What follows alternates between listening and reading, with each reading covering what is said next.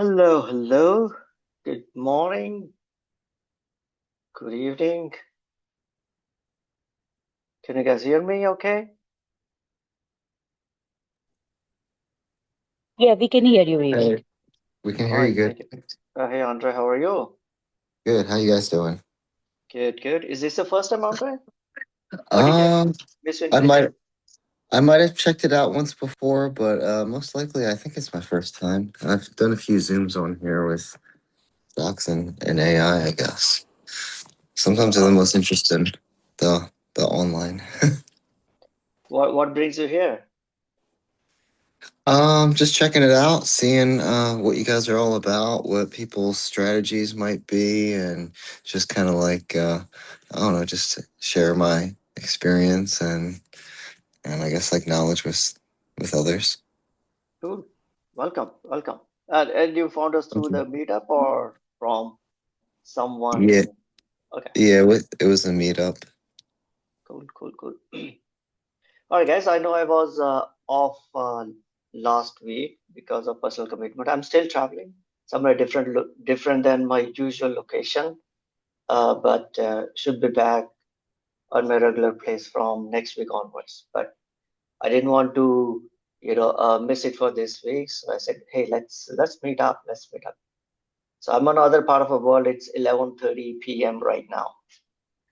So Where are you right guys, now? I'm in India right now. Oh, cool. You travel Yeah. back and forth from, I guess Northern California. Not regularly, but I was traveling the last week. That's why I had to cancel the meeting. All right, so what else? Good afternoon, Rabeji. Hey, good morning, Niyanka. So I wasn't watching markets very closely. I was active in terms of doing my regular usual trades around my delta hedging and all that stuff. But looks like except Friday there wasn't any fireworks. Or what did I miss? You guys tell me, what did I miss? Any fireworks that I missed in the markets? I think it was a little slow. I think because Monday was a holiday, and then Yep. I believe it was a little stable, but then there were some dips and drops, and then I think Friday, just yesterday, the Trump tariff news or something got like a little Yep. spike up. So um, hopefully recover from a few weeks of that downturn, I guess. Now I'm seeing Jose saying what we had gold and silver. Not much, though, Jose. I've looked at. I mean, they were looking pretty bad before, but I think they're especially with what we know is probably going to happen in the next 72 hours, right? Hmm, yeah. Which is Trump tantrum in the afternoon. I think markets are pretty okay after that tariff, the Supreme Court's decision, and I think Trump had a grumpy speech when he was addressing to reporters around the bad and the pathetic decision. But I think market knew this is what's going to be. Market have probably already figured out what the administration response would be. So we will talk about it. I mean, it's one of my agenda is to talk through what happened around tariffs and what are the options that administration still have with them. But it is good to see some wall coming back in the market. Yeah, So yeah, I think because his speech was, I think maybe after the market had closed or it was already towards the end. So I think the last thing was they struck down the tariff news and a lot of businesses popped, I think. I think Apple, Nvidia took like I don't know, almost a 1% up, but it was really interesting. I did not know what the reaction was going to be market wise because it's hard to tell sometimes. But then again, I like to hear everybody's idea or theory. so today it jumped to 15% maximum. Oh, I missed the news that last I read was that Trump of all the countries that we negotiated with, we're gonna get to the 10%. But yeah, I think under the section 122, the 15% is max that's allowed. Okay, what else? Any other news talk anyone looked at? Anything new finding before we get into our regular agenda? Anyone else joining it for the first time? We got 23 people right now. Maybe a couple of them are AI note takers. Copper stocks. No, I'm not on the commodities. You know me, Jose. Maybe you can talk more around what's happening on the copper world. Sure. Chipuri says, what's happening with Microsoft? I mean, Microsoft is probably still reeling from the impact of their association with Open AI. I think that's what's the concern with Microsoft is because a lot of their revenue, 45% of their projected future remaining performance obligations is dependent on OpenAI. I'm not sure, but I don't think there was any other news other than this. Or did I miss something on Microsoft? I believe that's all we had on the Microsoft side. Let me see if there is any other new news that could have caused. I think I heard something because the markets are basically back to their 2024 levels. Because president got in, there was a little bit of a bull run, and now it's almost all back to how it was. So yeah, I mean, we'll see. Microsoft is I know yeah, defense stocks are pretty up. Lockheed's doing okay.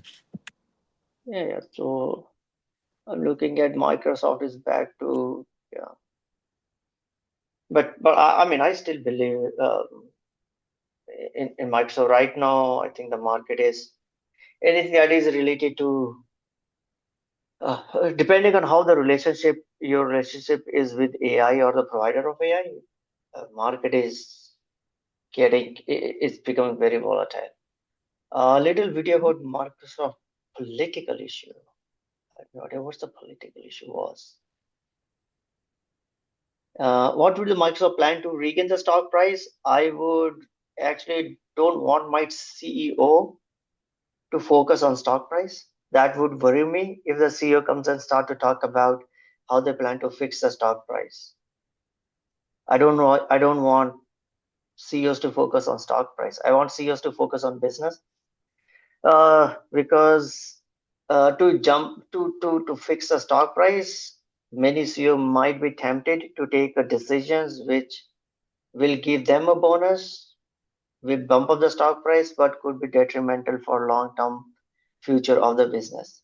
And so I absolutely don't care what's the plan, what's his plan is. As long as they don't do anything stupid, I'll be pretty okay to still hold Microsoft. I mean, we talked about Shopify earnings. I know market puked on earnings, on after Shopify earnings, but I still like the business. I still hold. I think I added Shopify in my portfolio. Added more Shopify. James Yeah. is saying, but CEO are compensated on stock, so they will involuntary. Yes, I don't want any CEO to explicitly say. Probably many of them are may want to. They should all work for creating shareholder value on a long-term basis. I think that's what I want them to focus on. And in long term, share price will follow what the quality of the business is. So I don't want my CEOs to be short-term focused. Anyway, what else? Anything new? Any new stock you guys looked at other than the usual ones that we talk generally? It's interesting that you got some Shopify. I was watching Shopify and Fiverr. They both been kind of crashing late. It just seems like 10% Completely different. down. Yeah, completely different businesses. Fiverr is on my list. Today I want to talk about some AI graveyards. The what are the graves I see in the graveyard? Fiverr is one of them. Maybe, yeah. But Shopify is different business, and Yeah. I unfortunately, use Shopify actually, so I use it pretty. I mean, I like the product. I mean, it has a few kinks, but I mean, there's also WooCommerce. But I don't know. I mean, I'd like you to tell me because maybe you've been following it a lot more. no, I think it is still an expensive stock, but if you go back look at, I think previous recording, but I did an in-depth review of the Shopify's earnings. I didn't see anything that is concerning on earnings. In fact, I think the president talked about that they'll have a tailwinds coming from AI. Anyway, which was other stock I had on my mind? I had something around Claude talking about security and that impacted cybersecurity businesses. What has happened to the market? I mean, It's, Claude comes out with a security module, and let me check. Did the cybersecurity stock sold off? I mean, there was some news around it. hmm. Did you guys notice that? It looks Claude's like who that does they work with Anthropic wow. maybe? Are they the same? Yeah, Yeah, it's the same. Claude is Anthropic's product. So I'm Okay. looking at Palo Alto Network. Let me share my screen. Some-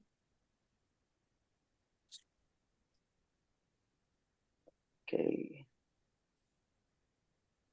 this is CrowdStrike. That was down on Friday. How about Palo Alto Network? PNW recently announced the results, right?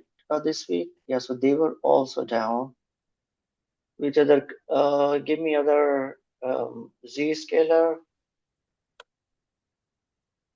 Oh gosh, that was down. Anyone? Do we have? Just have one person who's on a cybersecurity expert. Looks like all the companies are just going to go to Claude and say, "Can you please secure my organization?" It will be all taken care of. Come on, what are we doing? This sometimes seems to be an extreme reaction when you see the one whole all the companies in one sector get sold off just because Claude, in this case, has created a product which is related to that particular sector. We So saw what do you that. say about Katos on Monday? That's the security defense stock. I have no idea. What's the ticker? KTOS. KTOS. Kratos, I think. Defense and Security Solutions.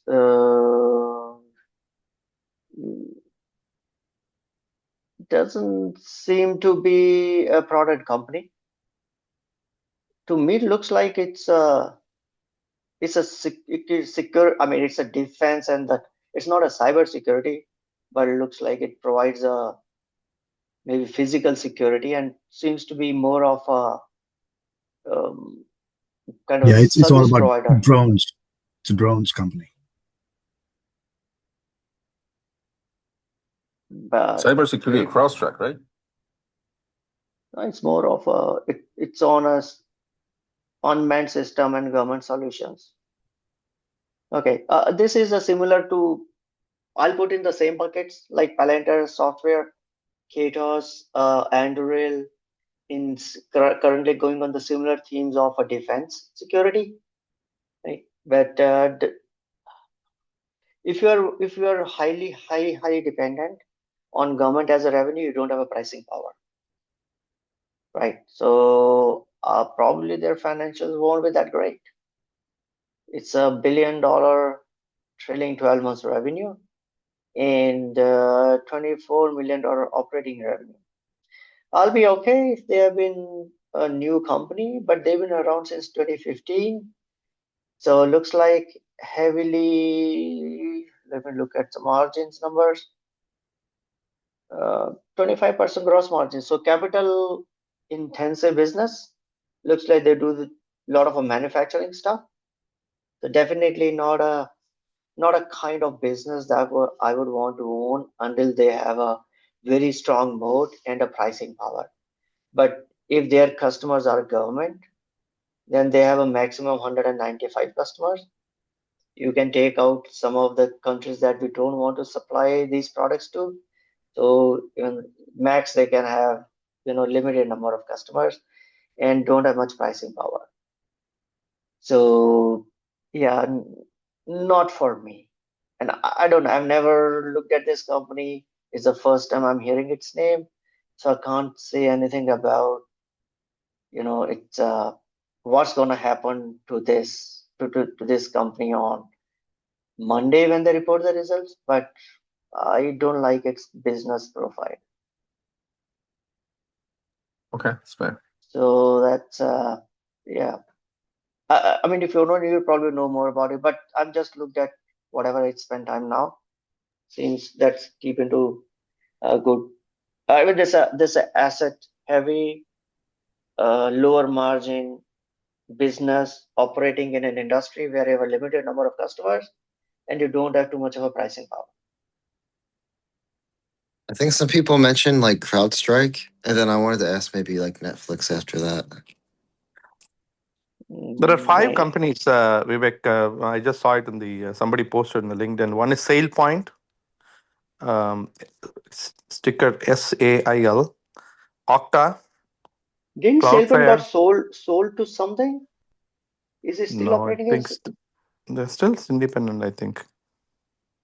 So yeah, there are 5. somehow? SailPoint, Okta, Cloudflare, CloudStrike, and Zscaler. All 5 of them got hit. Okay, so it was in 2022. SailPoint got acquired by Thoma Bravo. Did they bring it back to But they brought it back. public Mhm. market? Let me check. Because I remember some acquisition of SailPoint.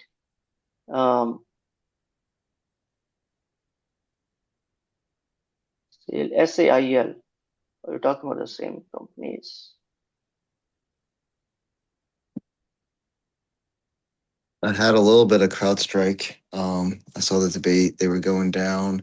They've been down a lot. I Yeah, think So I think maybe 20. there was some news around Claude security or something Yeah. tool got re released on Friday, and yeah, and I think that's what brought down all the security companies' stock. So if you don't have exposure to cybersecurity, maybe that was a good time to get, again, you have to look at individual companies, but sometimes whenever you see across the board reaction, it is generally an overreaction to something that's happened in the market.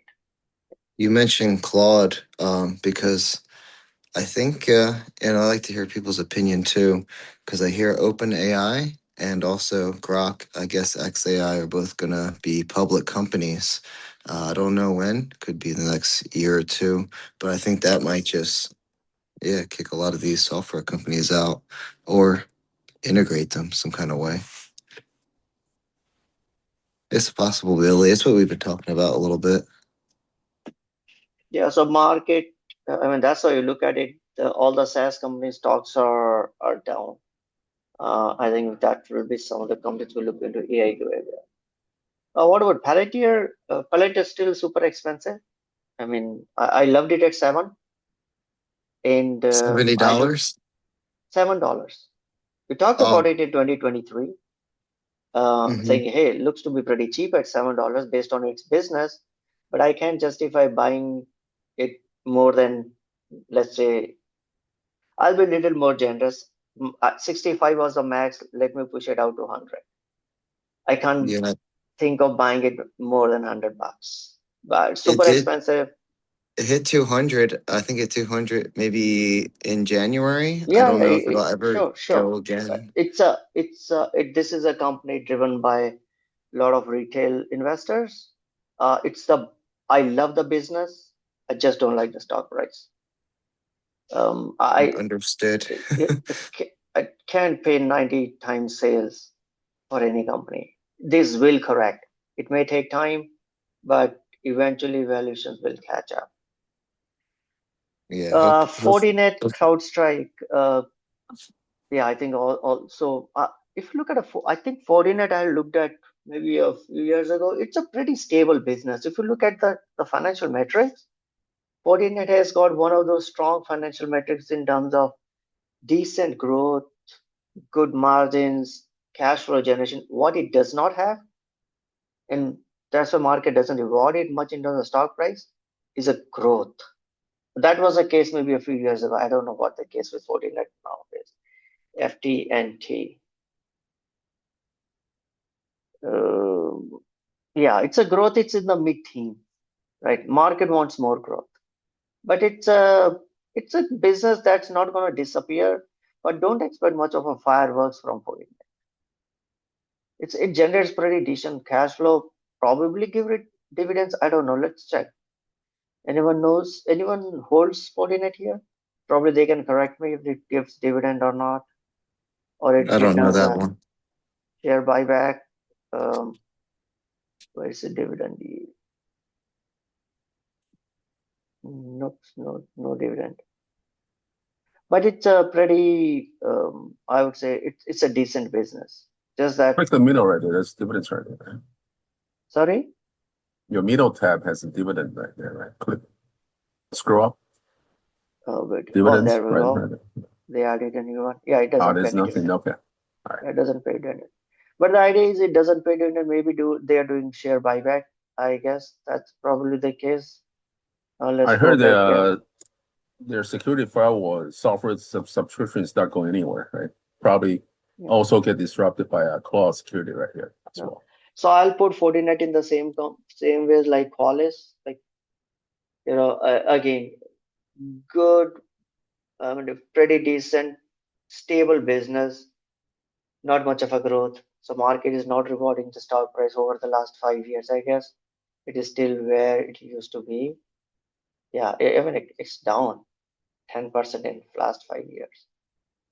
Right. So all you'll get is whatever dividend they are paying or share buyback they are doing.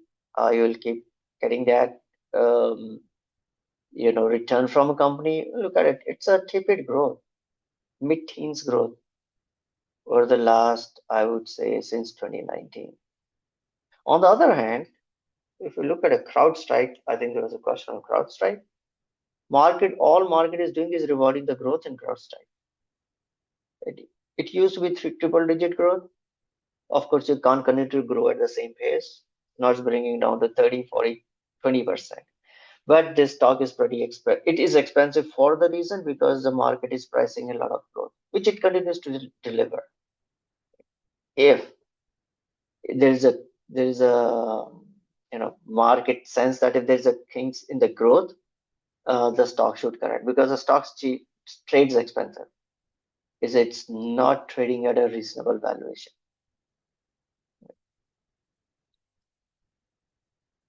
As someone new to trading and financial markets, what the right attitude to have in this kind of a market? I had a hold a lot in Microsoft. So first thing first, if you're new to the market, make sure your personal finance side of the house is taken care of. Means you don't need this money for anything that you need it for the next 2 to 3 years. Should not be in the market. You should have your emergency fund ready. You should pay off your expensive credit card debts, student loans, etc. before you invest in the market. Then you come in the market. If you're not interested in reading about the financial statements or following a individual company, then stay with ETFs. SPY, QQQ had done pretty well. Create a diversified portfolio. Hold some bonds, hold some materials. International, and then large cap, small cap, 6 or 7 ETFs, good enough. Only if you are interested and have a time to follow individual companies, then pick a good businesses. That doesn't mean that the stock price has gone high, but the businesses that are solid cash flow generation will be around. And we talked about these businesses many times, but only if you can follow these companies and you'll own earnings after earnings, right? Otherwise, just stay with ETFs. I don't care about what's happening in the market today, tomorrow. We have had 3 good years, which is generally an anomaly. Market does go through a bear. I was certain maybe we'll get a bear market, but we did not get in 2025. 2023 we had 26%. 2024 we had maybe 24%. 2025 we got 18% S&P SPY 500 returns. So bear market will come, and invest what you don't need for next 2 to 3 years, because generally we see a bear market in 1 out of 3 years. If you're investing for 1 year, your chance of coming out or making a profit is 50-50. Invest for 3 years, your chance is 60-40. Invest for 5 years, 75% of the time market has returned positive. Investing for 10 years, 95% of the time market has returned positive. Investing horizon for 20 years, 100% of the time market has returned positive. So And you're becoming an expert in reading this chart right here, right? So can you go back to Katos real quick? So how do you spot out the numbers are not as good as what you're looking for? So first of all, look at the growth on Katos. I'm looking at what? Very tepid growth. So it's not a growing business. It means What? Look at the revenue growth. Okay.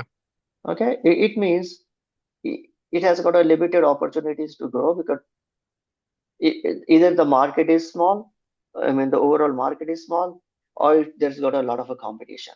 So right. Maybe look at the Oracle. So show me something. You said the growth. So I'm seeing 14%, right? So if you go Oracle,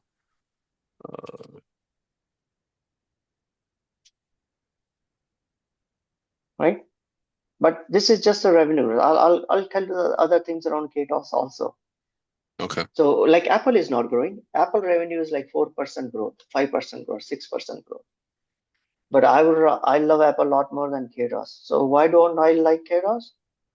Mm-hmm. Okay, you're not growing revenue. Maybe you're a mature business. Sure, like Apple, maybe you're generating a lot of cash. Yeah, I'll be okay with a single-digit growth. Now I'm coming and looking at operating income, $24 million. Okay, I see. Come down here. Look at gross margins, only 22%. There is no way it's a software company. So that tells me that it's a capital-heavy business. That tells me that they have to spend a lot just to deliver their services. So maybe a lot of either, if it's a manufacturing company, either it's got a huge fixed assets.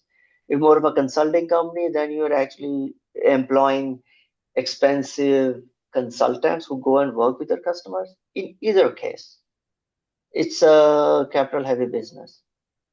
Look at the profit margins. There's nothing that is left out for shareholders, right? So that's why it's not a great business. Now let's go back to Oracle. Probably paints a different picture. Oracle it's not a growth company. That's why market was not rewarding Oracle until we started getting AI. But I guess its other margins are better. There we go. Gross margin 70% because it's a software company. It is not growing, but that's okay because it's got at least good. It's a maturing business, so it's able to generate profits. So I'll be at least Oracle to me seems to be better as a business than Katos.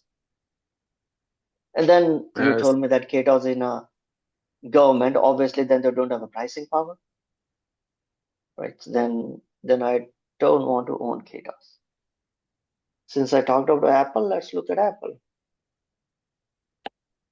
Almost no growth. Last almost 4 years, almost no growth, right? But look at its margins, pretty decent margins. It's growing its dividend. It's also returned dividends, but more important than dividends, what Apple does is huge buyback of shares. They buy back almost 2 to 3% of their shares every year. So revenue growth is just one component. Overall business is what I'm looking at, and depending on what kind of a investor you are, you move on in what stage, how you want to structure your portfolio. You may want to pick up KTOS because maybe it's a momentum stock. I do not I don't invest based on momentum, but there are How few who about invest in based on momentum. Adobe? Adobe is a strong business, but we don't know what is the future gonna be. Past is great. Right now, the whole concern around Adobe is the terminal value. Right, Adobe is So a it's good also mature not business, buyback shares, pays dividend, pretty decent business. But the question is around in AI world, will they be able to maintain their pricing power, which they have been able to do till now? exactly. Cloud is disrupting everything right here, right? Correct. That's a concern that the companies like Adobe, CRM, they won't be able to have the same pricing power that they had. Now, how far this is true, only time will tell. But right now, market is kind of not giving any, I would say, market is considering that these companies will not have any power. So I'm looking at Jose's comment. Buy solid companies that are at cheap prices right now. Yeah, a lot of Max 7s are at a pretty decent valuations. SpaceX IPO is planning to use XAI. Yeah, so I mean, XAI got merged into SpaceX anyway, so I'm not surprised. They had to do it because XAI need a lot of money, and anyway, on both sides of the table, it's Elon negotiating with other Elon, so who cares? So SpaceX, I think there's a lot of anticipation on anticipation around the SpaceX IPO. Probably out of the gate, it will be a great IPO, and all those who the company will be able to generate good amount of a cash, which they need to fund XAI. Tesla is not generating that much money, so what else he has to do, right? But yeah, Rosa, I'm not looking to invest in SpaceX right out of the gate. Just as a principle, I don't invest in IPOs on right out of the gate.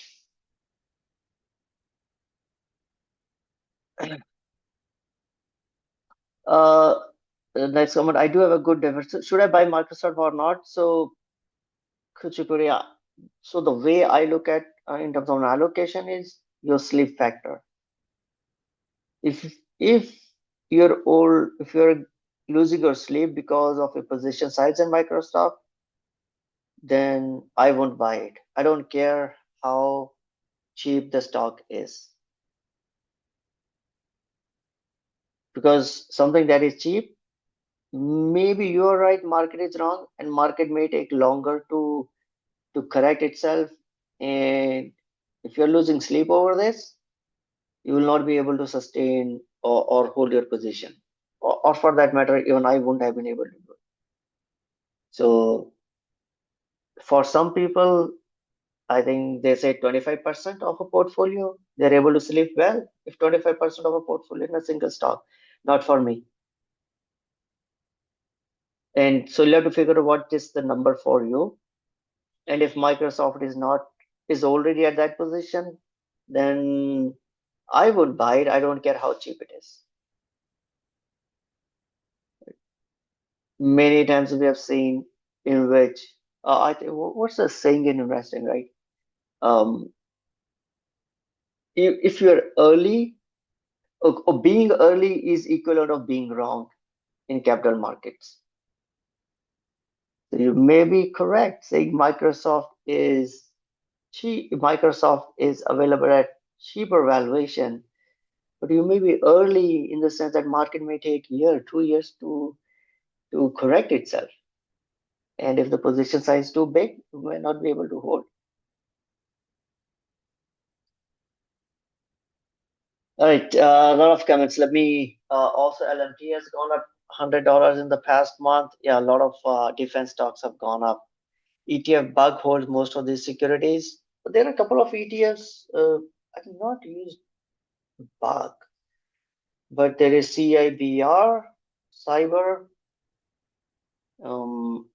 that holds. Again, we should look at in terms of what the securities is hold underneath it. But Cyber is optionable. There is okay, there is a bug. Bad options. So I won't touch bug. But if you're not doing the options, that's fine. You can play in bug. There was one more. I forgot. Just remind me. There is another cybersecurity ETF. I looked at it. Maybe we'll come back to that. Jose, do you want to talk 13Fs? Jose, not this week, but we'll do it next week because since I've been traveling, I've been able to consolidate those 90 fund managers data, which I generally do. So I can't talk it this week, but for our next week, I'll be back at my place, so I'll have time to go through the filings, 13F filings, and consolidate all the data. And then, so next week we plan to talk about 13Fs. I mean, if you're interested in individual, any particular fund manager, let me know. Maybe you can look at it. But I think I get more signals from when I look at a collective level of across 80, 90 fund managers. What's the overall position on an individual stock, or which stocks are more favored or dumped by multiple fund managers. Okay, hack. Yeah, Asif. The other one that I looked at was hack. Again, I think hack is also optionable, but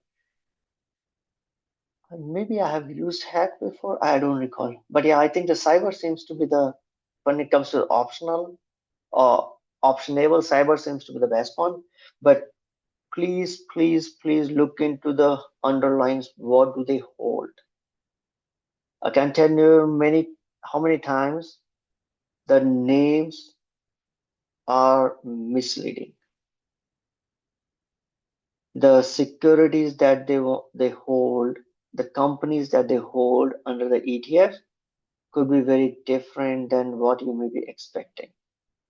So if you're investing in these ETFs, do yourself a favor, spend 2 minutes, go to any etfdb.com or any of these Yahoo Finance or whatever financial website you use, look into what are the holdings under that ETF, and then pick up the ETF if you think those are the holdings you want.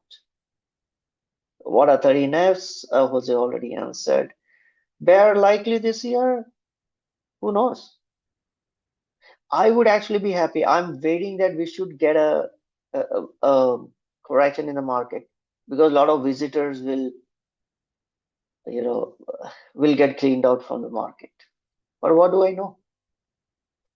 We have no idea whether we're going to get a bear market or not. But I think historically, the midterm election year is not that great year. But this year, there are a lot of other stuff happening. So we'll see. We'll see what happens. Right? KTOS is another retail firm stock. Yeah, maybe. Cyber not under real threat. Exactly. Jose, what you're saying is exactly that. I mean, even if I got a good developer, I'm not gonna go and build my own cybersecurity solutions because I think no CTO or CISO will be happy in will rip off their existing vendor and replace it with a vibe coded in-house developed cybersecurity solution. Software is just one part. A lot of CISOs will do it for CYA purposes, and then there is a lot of other stuff that goes along with it, right? Recovery, recovery of lost data and all that stuff. So I guess it's I think it's just an overreaction, right? How about the insurance? Will your cost of insurance will go high if you're gonna do an in-house developed software. Again, I think when you see this, again, this is just my interpretation is, I think market overreacted that all these securities companies will become worthless because of a cloud security module. Okay. On I have a leap on LMT. Amazon don't mind holding long. Amazon has been is available at one of I mean it's probably one of the cheapest Max 7. But currently market was not happy with the amount of a capex. I think they're planning to spend $200 billion, and market can't figure out how they're gonna make money out of it. But given the history of Amazon, they have done this over and over again in terms of their capex. So it might be market may take time to come to the view that hey, they will be able to monetize this. Yeah, but if we can hold it, that's great. I mean, I still hold Amazon. State of the Union speech on Tuesday. Later unrelated, Meta seems to be good at a good valuation now. Its business strong, steady. My thoughts? Yeah, I like Meta. I mean, if you look at its earnings, pretty good. Meta was the only stock on which the market rewarded it when they say we're gonna increase our capex. When Google came out saying they're gonna increase their capex, I think the market punished Google. Amazon got punished. I think Microsoft got punished. It's only Meta that got rewarded. Let me double check on Google. Yeah, market punished Google after earnings. But Meta was the only stock that went up when they say, we're gonna blow our capex because market could get a line of visibility onto their capex spend towards and to profitability. So and I think Meta has been growing its business, and yeah, I hold Meta, and I like it. All right. Let me start our regular stuff. A lot of comments. I don't think we'll be able to go through all. SaaS under legitimate threat. Anyone hedge in case US attacks around? What are you going to hedge? I just look at my deltas. I mean, there's nothing much. I don't want to sell off all my stocks because you never know how market would react.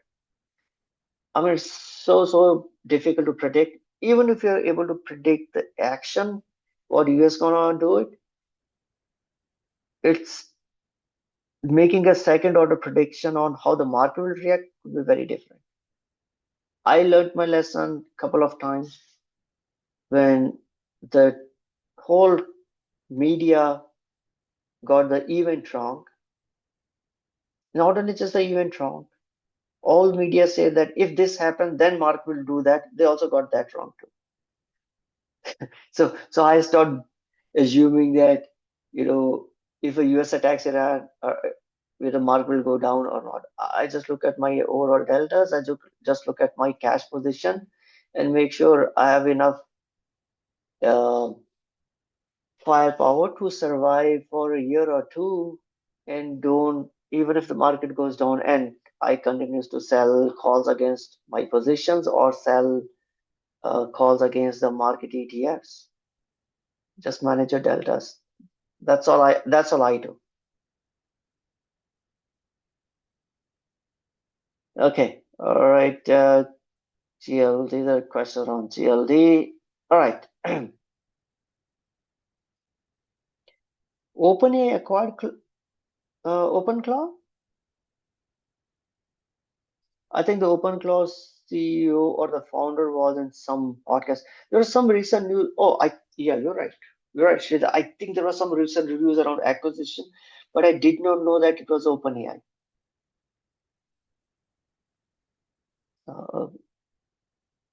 Anyway. All right, so let's start our discussion, guys, and let's talk about what's happening on. Oh, hold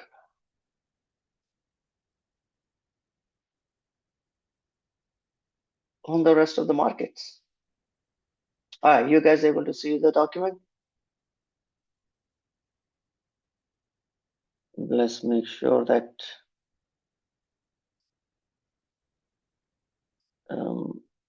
Oh, okay, okay. So Ramesh says yes. How do I just give me a moment?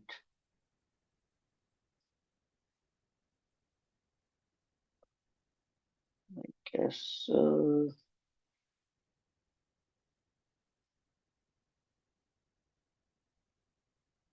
right. So let's look at a macro level what happened this week. Tariff.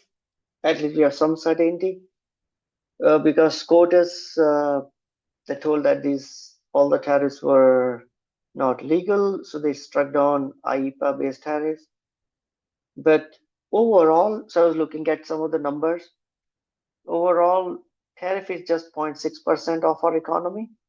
The revenue coming from tariff was $175 billion, which is a huge number. But if you consider it, compare it with our economy, it's a very small percent, right?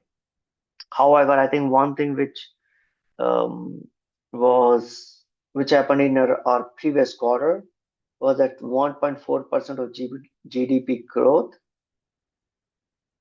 It contributed to the 45% of that growth in the last quarter, right? So that is definitely a big chunk of the GDP growth came from the tariff revenue.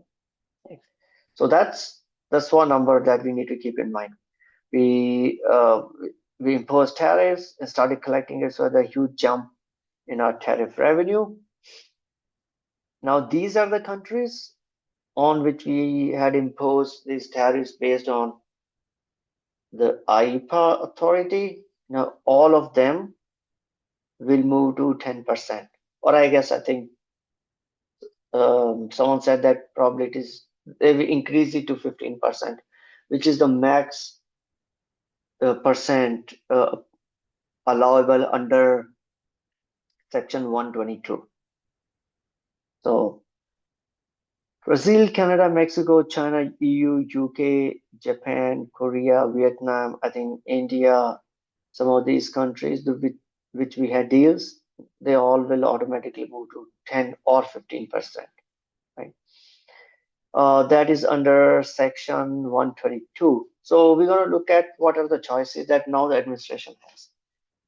Right out of the gate, they have section 122, which is what Trump has already initiated, in which we got a 10% global surcharge or maybe 15%, and it is a temporary 150-day limit. So that makes around 5 months. So administration has around now 5 months to figure out how to impose permanent tariffs. Right. So these are the other sections under which it has got a authority in what they can do. Section 301. Let's make sure we familiarize with this, because these we will start to hear these numbers in financial media. Section 301, which is it's like the basis of this will be unfair trade practices such as IP theft or discriminatory tax policies. So under that particular section, administration can impose tariffs, and there is no upper limit, and this can last for years. But again, you'll have to do the homework and build up the base to implement these tariffs. Section 232, which is around national security. So you can impose tariffs saying these particular industries are important for our national security, and hence we want to put a tariff on it. Critical minerals, semiconductor, pharma. If you want to make sure that the domestic manufacturers of these industries are still in the game, and hence we may want to impose high tariffs on imported goods in these industries, just to make sure that the domestic industries can compete and they can survive, because these are strategically important. In absence of that, we will be in the same position as we were in semiconductor or in rare earth metals. So that's section 232. Section 338, right? Unreasonable discrimination against US commerce. But administration will have to prove how a particular country has been discriminating against US businesses, that they can impose tariff up to 50%, or they can ban completely, they can ban the imports. The final one is section 201. This is to protect the domestic industry from sudden surge in imports, right? If on one particular industry there's a lot of cheap imports are coming in, like solar panel, washing machines, etc., administration can impose the tariffs under the authority under the provisions of section 201. So these are the, I think, 5 sections that they have available. They've used 1 to 2 because all of the other ones, they need little more homework to be done by administration or USTR office. They'll have to build a case for it, and then put tariff against those companies. So I guess will take some time. But for us, what's our takeaways from this? This is going to be limited economic impact just because the IPA-based tariffs were anyway a small part of overall revenue or overall GDP. One thing that we know is after the ruling, we got a little more certainty. So there was an overhang around what SCOTUS is going to do. At least that uncertainty is gone. And that's why the market also were green on Friday after this news came out. Right now we announced 10%, probably go up to 15%, which is not that bad, right? And the fourth thing would be I think the other thing with market like was, since the Supreme Court has ruled those tariffs illegal, and now the government have to roll back all those tariffs, it means maybe we get to 10%, maybe we get to 15% of a tariff, which is lower than what we currently have. That will that means the impact of the higher pricing that the US consumers were paying or would have had to pay because of the tariffs, that won't be there, or the impact will be less. It means inflation will probably be lower than what the Fed was expecting. And that means Fed will be more prone to give us a rate cut. So that, I guess that was another reason why the markets went up. Now there is more probability, because one of the concern that Jerome Powell always talked about in his previous speeches was we have to wait for the impact of tariffs and how tariffs has increased the inflation. After this ruling, I think some of that concern temporarily have been addressed and market liked it. So again, I think in an overall basis, on the long term, probably not going to make much difference. All the markets, when I say markets, stock market as well as our real markets, in terms of producers, importers, and exporters, they all need to have some certainty around what's going to happen, right? You tell me it is 15%, yeah, we'll figure out, we'll adjust to it. But yeah, there'll be a couple of years of pain, but we'll get through this. So I think we'll probably, that certainty is more helpful than anything else. So I'm not too much worried. I don't know how you guys are planning to play. Christian says, yeah, American tariffs equal to tax on American consumers. It will be. I don't care what administration says, but American consumers will, again, this is my theory, is will end up paying higher for the goods. Agreed that the importer will eat something, eat some of the high. Agreed that companies may eat some of the high, but they're not going to eat up everything. They're going to pass it on to the consumers. Now, maybe administration will be able to help consumers or based on their new tax policies and help these consumers to eat that tax or higher prices. That's a different discussion.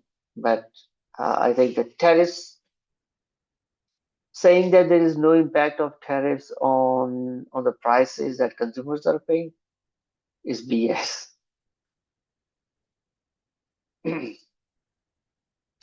Any other thoughts on tariffs?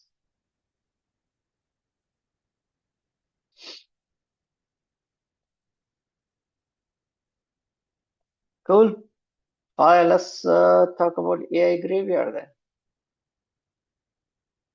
In terms of what stocks do we have, and under different categories, in which all these market is thinking that these companies are given up for dead now because the AI is going to eat them. Let me see any other comments that I missed. All good, all good. Good to buy defense stocks. Right now it seems to be, but I don't know what your time horizon is. Right, right now it seems that there'll be a again, if you're talking about a particular stock, you may want to go and look into that business. But overall, generally, I think given such an uncertainty happening in the markets, a lot of defense company stocks have appreciated in anticipation already. What you need to figure out is that enough, or do you think it's gonna go even the market have some of the growth already priced in, right? So that's the case.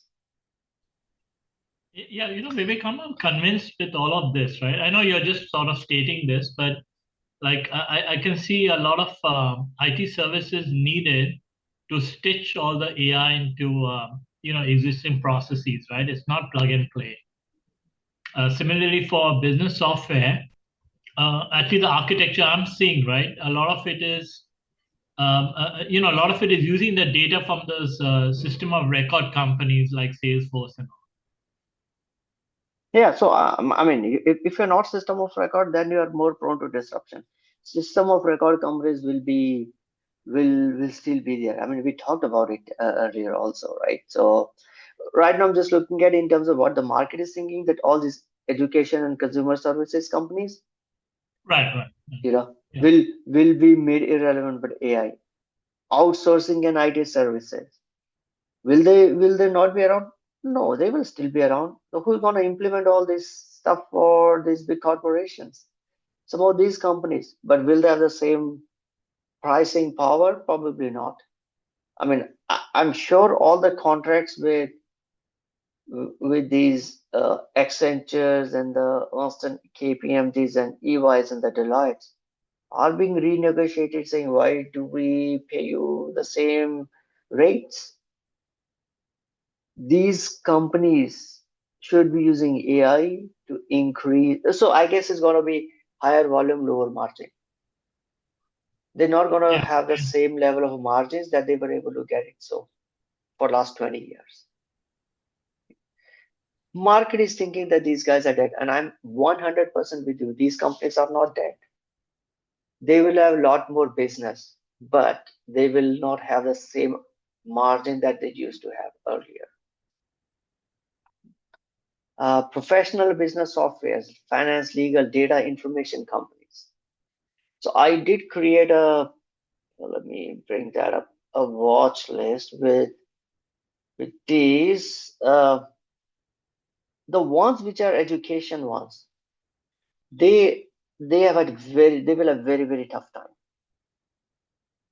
Like Chegg, Udemy, Coursera. I think after 2022, ever since ChatGPT came out, I don't think I ever logged into Udemy. I have a Udemy account. I don't think I had logged into it. And look at this. Chegg was a darling during COVID. So it's a scary chart to look at. And I'm sorry if you are a shareholder of Chegg.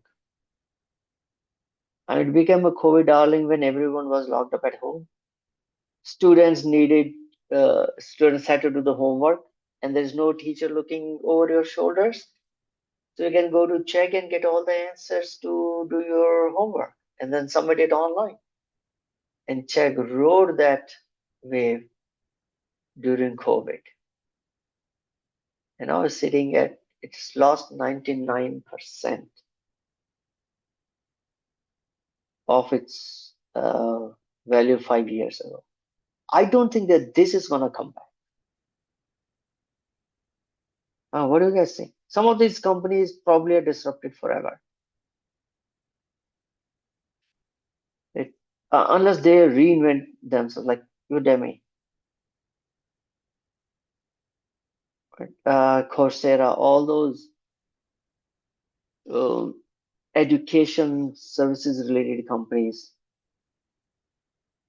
they'll have a tough time to come back.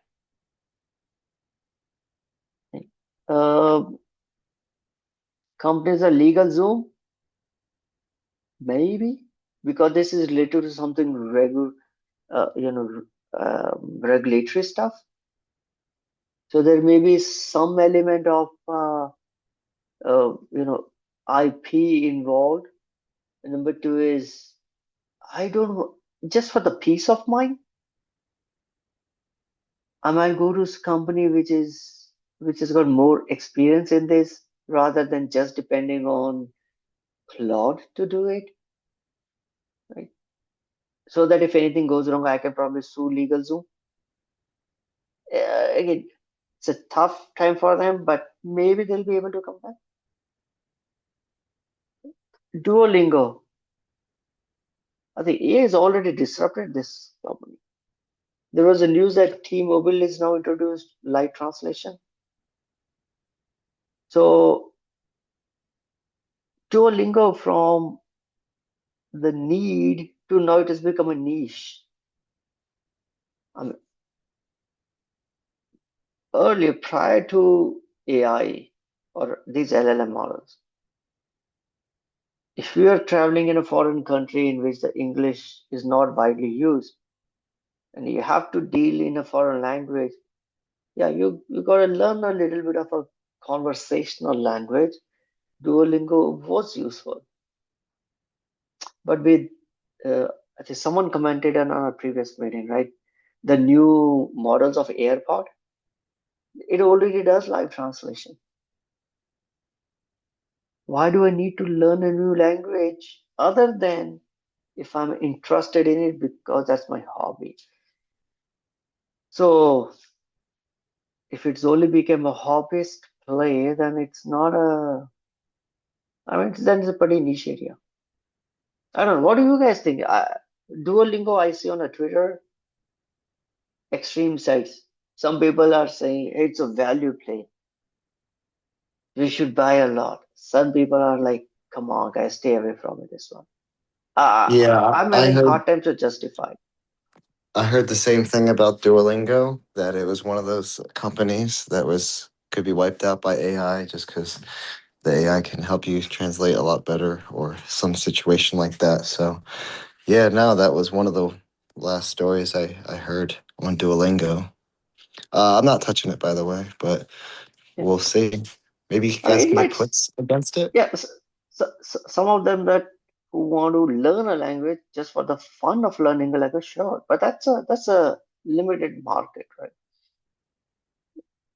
That's not a need. So anyway, what else market thinks that companies gonna go away? I think Concentrics and I think Teleperformance provide some customer service tools. Right? That's marketing is, oh come on, you can't. We can use these LLMs to create those, or these AI can replace your customer service teams. Um, some of these tech services provider, right? Wipro, which is a IT tech giant, Cognizant, um, Infosys. These stocks are down around 20% this year. Could it be overreaction? Or now all we're getting is a correction in the valuation because your margins will be compressed. Your clients will come back and ask you, why should I pay you X amount of a dollar, whatever dollar they had earlier contracted on, when you can actually use these LLMs and deliver us the solutions much cheaper. So I guess the margin compression, market is anticipating margin compression and is already correcting the prices of these IT and these outsourcing companies. But what I still don't understand is market reaction to Moody's, S&P Global, some of these data services company. Can someone help me? If if you guys have understood. Yeah, Gartner, Forrester, these are data services company. Why is market is like thinking that these won't be relevant anymore? I mean, do we think that AI? I don't know. So first of all, how many of you believe that this assertion from the market is true, or is aligned with your thinking? Maybe you can help me say some things. What was the question? Market has been punishing companies like Moody's, S&P Global, Thomson Movies? Reuters. Okay. Yeah, thinking that these data services companies will be Yeah, challenged the ones due on that to list, AI. yeah, they might be done for.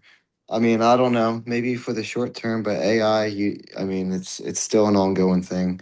So, no, those are interesting. I know Snow, I know a few of those, but even Adobe, I think I was in at one point. But yeah, I'm not. I think it's safer to go with like a Netflix or a. So Jose is saying because it can be automated. So I don't know. Maybe I'll have to look into deeper in terms of what percent business comes from there.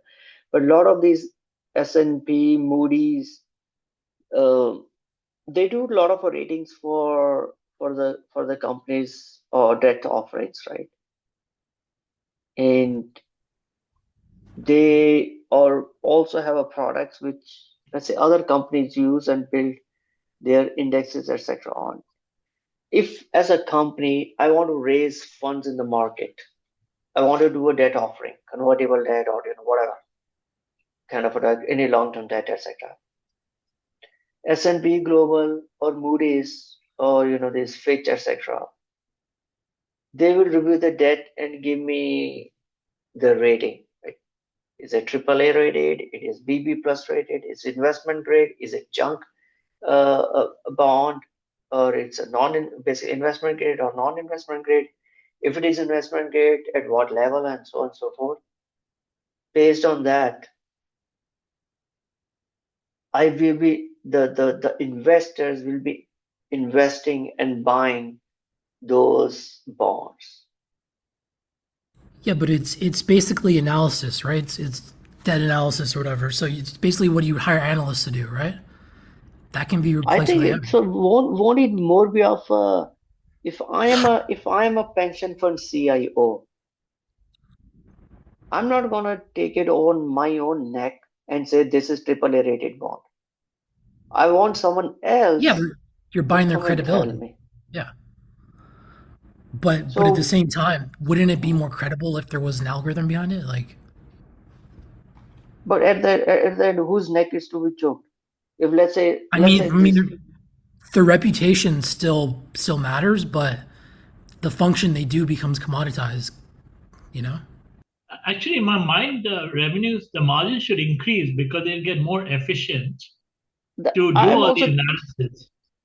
Yeah, but the thing is, the actual task that they do is being commoditized, right? So someone else can come out and say, we're going to be the new, we're going to do our ratings too, and we're Google and we got the best. oh, so you're saying there will be a lot more competition. It's not that the end Yes. customers start to rate their bonds themselves, okay, Well, I get your point. Yeah, there'll be. So I but think even then it's that, in like, this. they could that one of those competitors could offer products. You know what I mean? Like, I mean, it is ultimately they're selling their reputation, right? That's what their Yeah, value is. it's a reputation. It's a brand. I don't think any But let's say any corporate but I is paying it but I for do when you think get it. the function they do gets commoditized, and when that happens, you have more competition, and then the market's going to get diluted. You know what I mean? Like, But I think sometimes probably this is an overreaction because even if it gets commoditized, I'm not going to give my $1 billion debt offering and get it appraised by someone new company because there is a huge risk of my investors suing me if yeah, that but debt blows up or whatever. no, for sure. But there could be other big entities with reputations that could start offering the same product. It would cost them very little to enter that market because all they need to do is have a fancy algorithm. It's the same thing. It's like, do you think that the law field's going to increase or decrease because lawyers are getting replaced with AI, and what they do is becoming commoditized? I think their margins will definitely be compressed, but I don't think that anyone can just become and come into the regulated space or become a lawyer. You still need to go to the bar exam and all that stuff.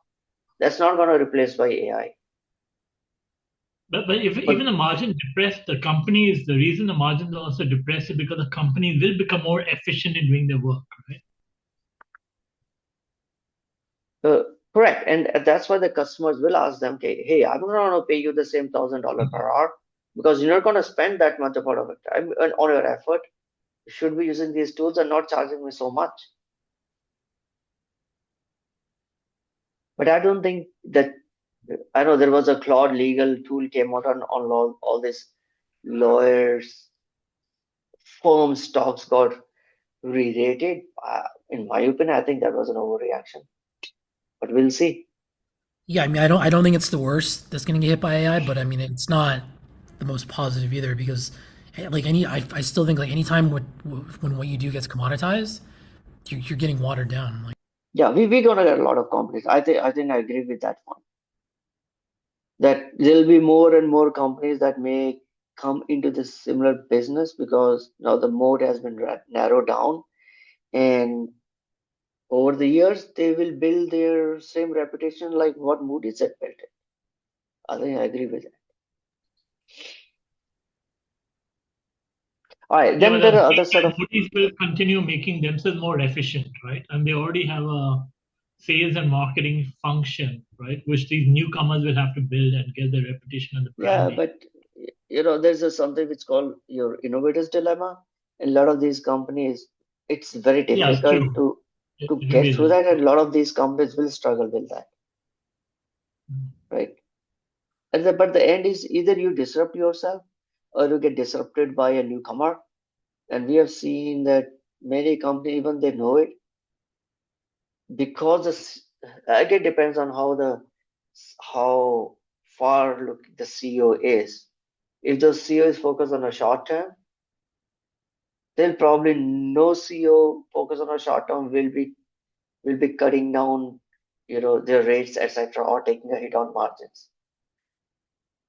So they're not gonna disrupt themselves. They'll be probably forced out by some other competitor. And then there are other SaaS companies that we've talked about earlier, also in SaaSica, like Workday and Salesforce and Adobe and Intuit. Wow, Intuit is down 42%. I didn't know that. Team is down 53%. Okay, let me just do this. Wow. Even take Intuit, right? I use TurboTax for my taxes. I don't think I just take any other, not known brands software unless it comes from Google, maybe, or Microsoft, right? To just do my taxes. Yeah, but I think, like as I said, there will be, let's say, Tax Act or some of the other companies can use AI, and there are companies. I think there is. I was talking to my friend. He's using some other tool than not Intuit to do his tax filing, and I guess more and more such tools will be coming up. So the competition is not that the corporates will start to do this in-house. The competition is because the marginal cost of software development, even in some cases of these highly specific industries, will be coming down like a rock. There are many other companies will come into your field, and the wide moat that you have enjoyed so far is gonna shorten. I think that's what the market is thinking. It's not that the hospitals will start writing their own team collaboration software. Is that there may be another 10 companies who will say, you know what, forget about what team is giving Confluence and Jira and all that. We also have this. So that's a concern. There will be a lot more competition in this business because the marginal cost is coming down fast. Let me ask you, right? Is there any like a IP, intellectual property issues? To say, for example, now I use Claude instead of me paying for Adobe, Creative Cloud, which my renewal is coming up, probably going to cost me like $800 a year, right? But say, hey, let me use Claude, write me some code, and do the same thing what Adobe does. Is there any intellectual property infringements right there? And I don't know in terms of what kind of patterns, but that Adobe has, some of them are like process patterns, some of them are, I don't know. I'm not on patent attorney, but the patents can be filed for different things. Is it an outcome patent or is it a process patent? I have hardly seen much of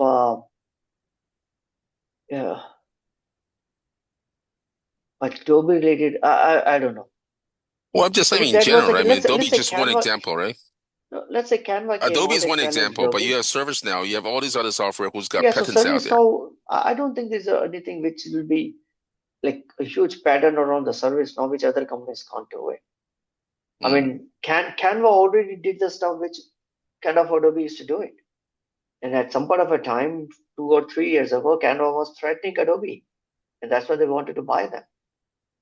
Mm-hmm. So there will be now, I think let's talk about, there will be 2 or 3 Canvas coming up nowadays. I think that's what the market is concerned. It's very easy to create new Canva now. Yeah. Oh, sorry, not Canva, sorry. That was Figma. Canva is already, I think, it's IPO is coming IPO. It's a Figma which Adobe tried to buy. So it will be much easier to create more Figmas. for free. I think that's where the market is concerned. It's not that a dent, an artist is now gonna use Claude to create his own vibe, or his own version of customized Photoshop. But the fact that you'll have a four more Figmas coming and pitching you and bringing down the cost of your usage of whatever that needs for an artist is. I think that's a concern. I mean, the best analogy I can make is what happened in the entertainment industry, where the cost of producing the content or like music or even film became so cheap with like social media and like digital audio and stuff. So what you have are more people that are able to make a living, but very few people that are actually making large amounts of money because the market, like I said, it got commoditized. The cost of production got so low, so everyone can do it, and then you're just competing with a billion people, but there's no big winners. There's just a lot of small winners. Yeah. Very decentralized. Huh? Yeah. Yeah.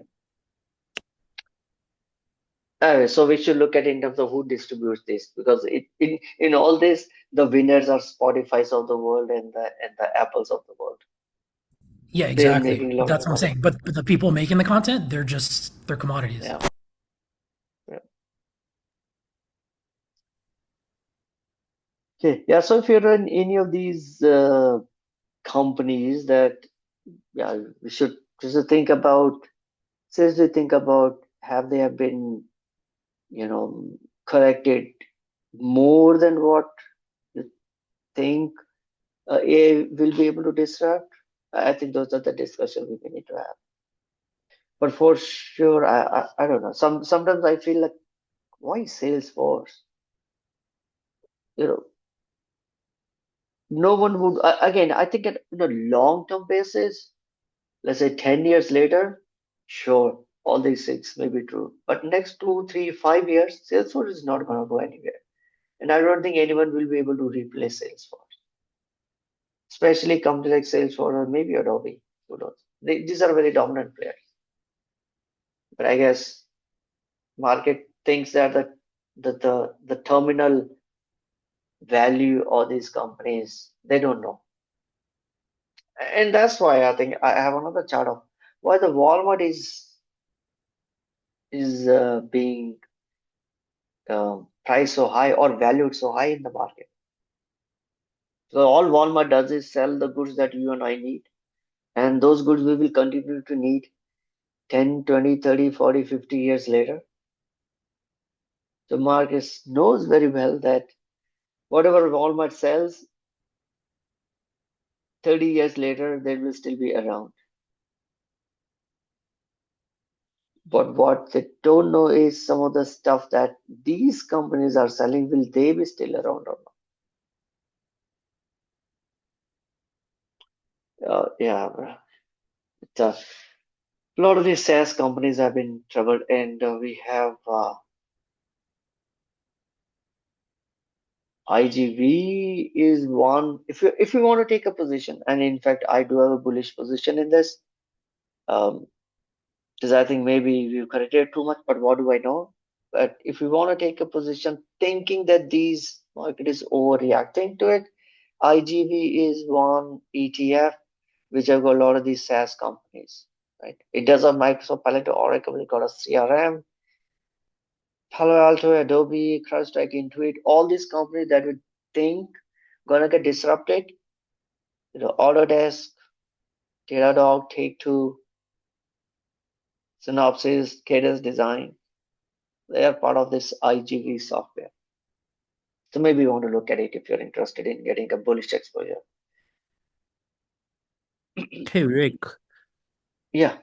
So it's all about the valuation multiples, right? So other way to look at it is the compression is just basically questioning the pre-COVID multiples.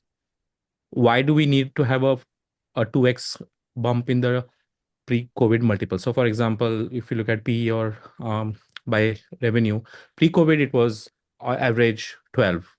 And before AI, it went up to on average 25x. So was that justified? So it has just taken out the multiple expansion that happened in last 5 years.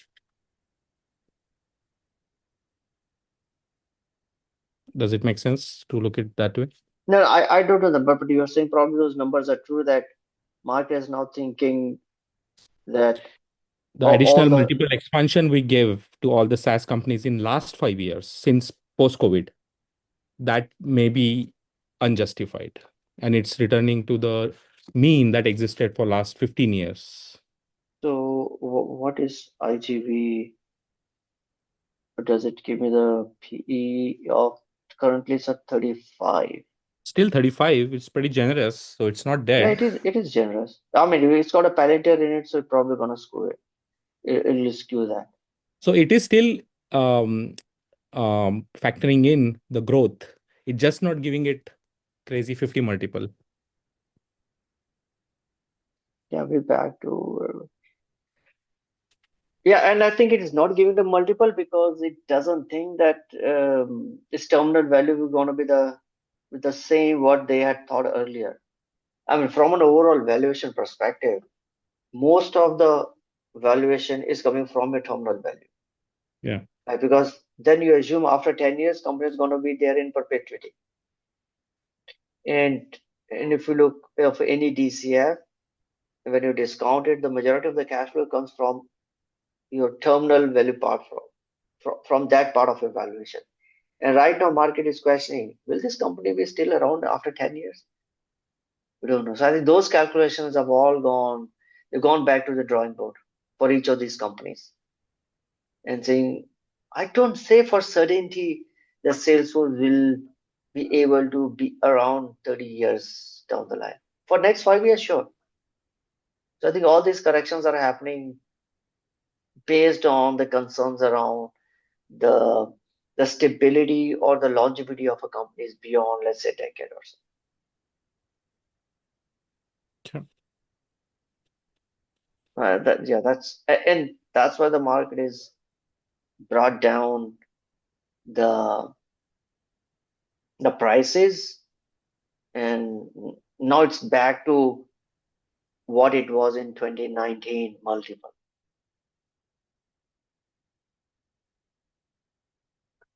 I don't think market is thinking that why did they deserve so much multiple um, uh, post COVID, because maybe the growth on the after COVID or during the COVID, the growth has also gone high. But I think right now the concern is on the terminal value. Or at least that's what my thinking is. Anyone else have any other thoughts around it? I mean, it's a pretty interesting topic.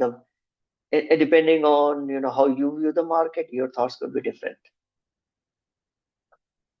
James is saying IGV completed its head and shoulders actions. So what does that mean, James? What is it gonna do? I mean, it's gonna go right now. It is completed head and shoulders. But what next? I'm more interested in what's gonna, not in the past, but what's gonna happen in future. 50% recovery. Well, that makes me happy, man. We'll see. All right, what is that? So JP Morgan sent out some AI resilient software companies note to their customers. Did I cover this in a previous week? Does anyone remember? No, In Vivek any bhai. case, oh, I didn't cover. Okay. No. So they sent out a note to their clients in terms of, one sec, the chat window is expanded a lot, so I need to just move that out so I can see the document. So this is coming from JP Morgan, not mine, so take it with a pinch of salt. They also are, every analyst, they get sometimes they get the stuff right, sometimes they don't get it right. So from there, 90 stocks to buy amid AI disruption fears: Tech and Enterprise, Microsoft, ServiceNow, Twilio, Okta. Cybersecurity, yeah, I don't think it is. I mean,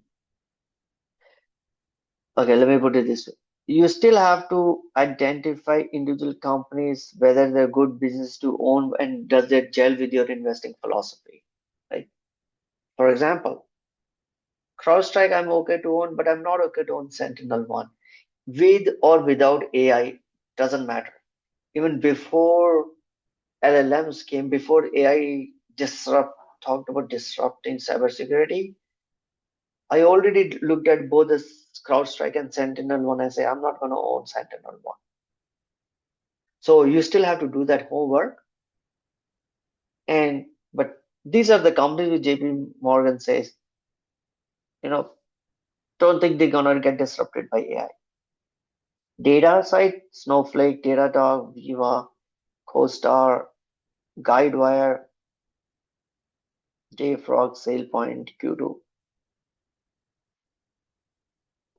And I guess there will be probably more.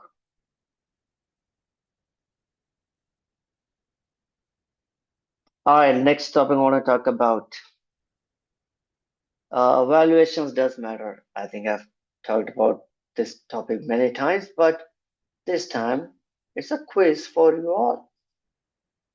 I'm gonna pop up a few charts and you guys have to tell me which company am I talking about. This company reached its peak in 2025. And I know many of you have had questions on why don't you own this? Everyone is talking about this company. We looked at the company, we looked at the margins, we looked at the business, and I said, I don't know. I've seen many such businesses come and go, and I want to take my own time, let the company prove itself. What's the company that I'm talking about?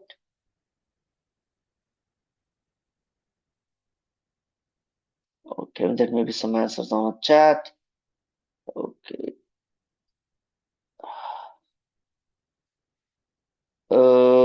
Alfred says it's hymns. VRT. So is that the past week? Oh no, this is data coming from 2021 all the way to 2026. All right, any other guesses? Which is this company?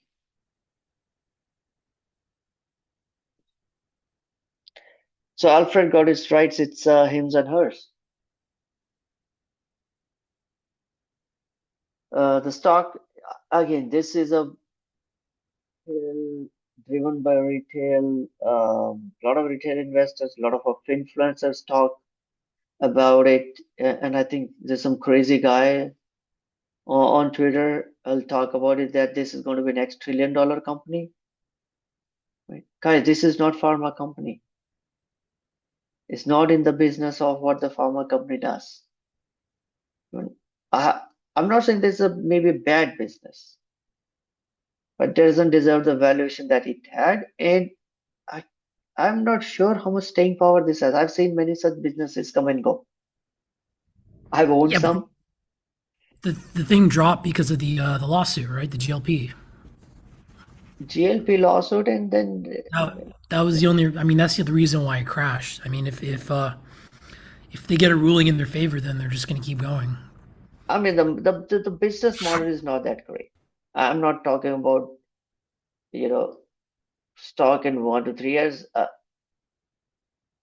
I don't know where they're gonna does it. Why should they deserve the valuation that it had? There are many telehealth companies I've seen come and go in the past. Not many of them are big sustaining, power. So I'm always a little bit skeptical of any new company coming back and getting on the top, getting the limelight, say we're gonna do this and that. I don't know. Maybe it's the history that I've seen many such companies all over. Well, That what do you I'm think a is bit comfortable. What do you think is a differentiator in that space? I don't think there are many differentials. So we said there should be Clover Health. doing the similar stuff, right? They'll get onto telehealth, get a doctor, get a prescription, and they'll I think it was focused more on a mental health. And many of the companies that I've seen in this space, because there's always a kind of a conflict between doing the right thing for the company versus doing the right thing for the patient. Right? If you have to do the right thing for the patient, you need to spend time with the patient to do the proper analysis before you prescribe the medicine. And there's always a pressure on companies. I've not looked at the hims and hers, but previous companies I looked at, and many such companies got involved into a little bit of a, I wouldn't say illegal, maybe call it unethical practices of pushing their doctors to prescribe the stuff to the patients, even if they don't need it because they're going to increase their revenue and all the stuff, or have them attend a lot more patients, have a calls with a lot more patients than doctors would want to, because they want to spend time with individual patients to understand the history so that they can best job for the patient. That's what I have little concerns around all this. And there are, like I said, more than 2 or 3 businesses that I have read the stories of how they become the next, disruptor, and then after a few years you realize, okay, there's a scandal A or some scandal B going on, then some Justice Department investigation, so on and so forth. So I'm always so that's maybe it's my familiarity with many such failures of companies in this space. Again, I'm nothing to related to hims or hers, just that coming to hims and hers, I mean the valuation was crazy.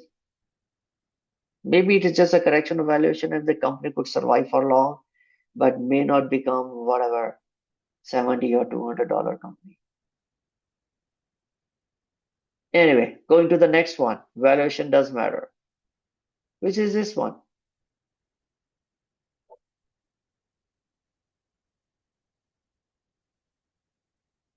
Any guesses? So it's around $20, $40, $50, probably $10, $6, then all the way to $200, back to $135. This should be easy.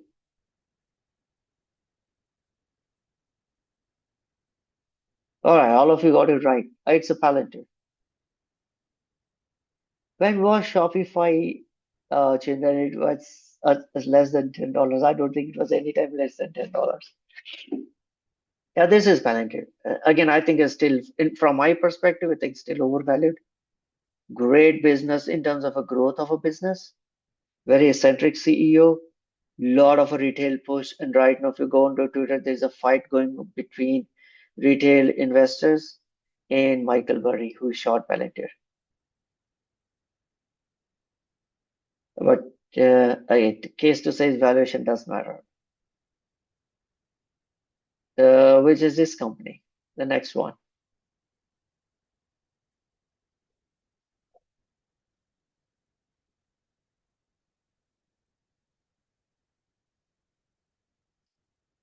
Look at some chat. One says, I got one response as BMNR. Anyone else wants to take some guesses? Yes, you're right. This is BMNR, Bitmine Immersion Company, a crypto mining turned into digital asset company, digital assets holding, digital asset treasury company. Tom Lee is the chairman of this. Despite all his efforts to push it up, now it's back to $20.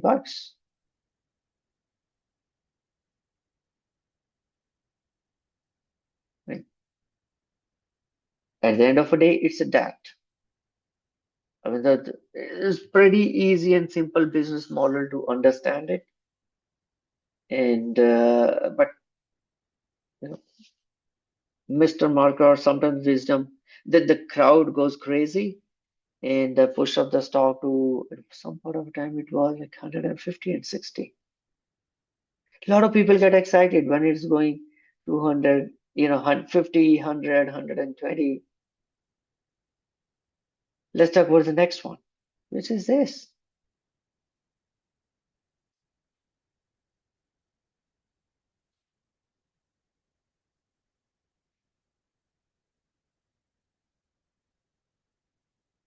It, Jose says Hood. Anyone else?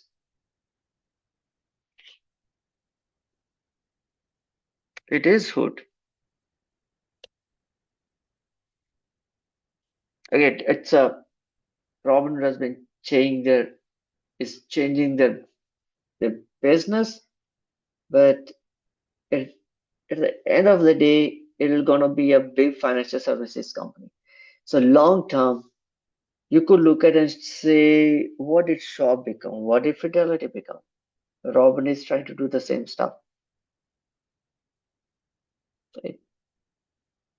So look at, short term, the stock could go anywhere, but it's they started with distinguishing themselves from the incumbents, and now they're trying to beat those incumbents.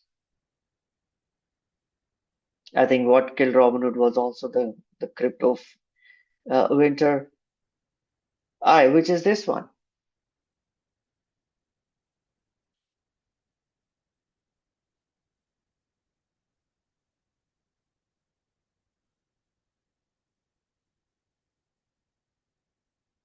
Now trading at $19, was around 30 some time ago.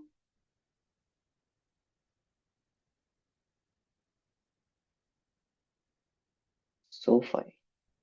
I think you're right, Janice. It's SoFi. It's never gonna have an epic run like it did from 2024 to 25. I think Jose, your comment was for Robinhood, I guess. It did have a huge run up. Yep. I mean, I wouldn't say never. It all depends on what some of these retail investors think about. When the SoFi is around 30, everyone talks about how SoFi is going to 60. And not, hey, what if it could correct? And that's what's happening with some of these stocks. Okay, which is this one?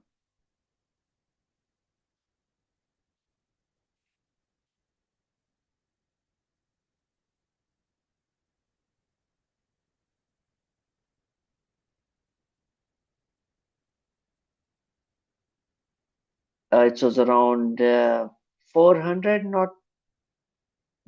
not many quarters ago. Now it's at 170. And I guess it's been touching that 400 many times.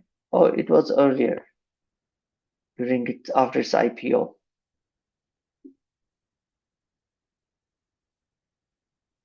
Come on, any guesses? Which is this one?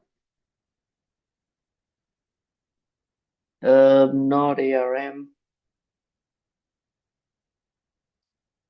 I think this is Coinbase. All right. I guess a couple more. Which is this one? Now trading close to $5. Oh, this should be easy to guess.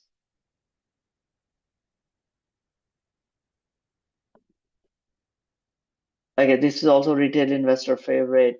I think this is Grab. Opendoor. Right now, what that crypto influencer? What's that guy? That Pomp. No, he's been shelling Opendoor stock. I think he also had a Opendoor interview with OpenDoor CEO, and OpenDoor CEO made a comment that all his and his family's net worth is in this company. It may be true, but you have to decide for yourself if you want to be in this business or not. What difference are they going to make? Again, this is in the similar business that we have seen earlier, failing. So decide for yourself. And the final one is this one.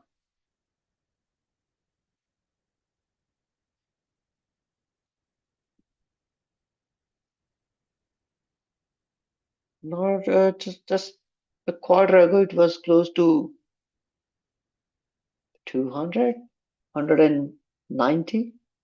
Now it's back to 63. Oklo. I don't even remember which one is this. I forgot. You're right. Okay, it is Oklo. It is Oklo. Again, valuation do matter. Oklo don't even have a product. I don't know if they have created now, but a few months ago when we looked at it, it's all about theory.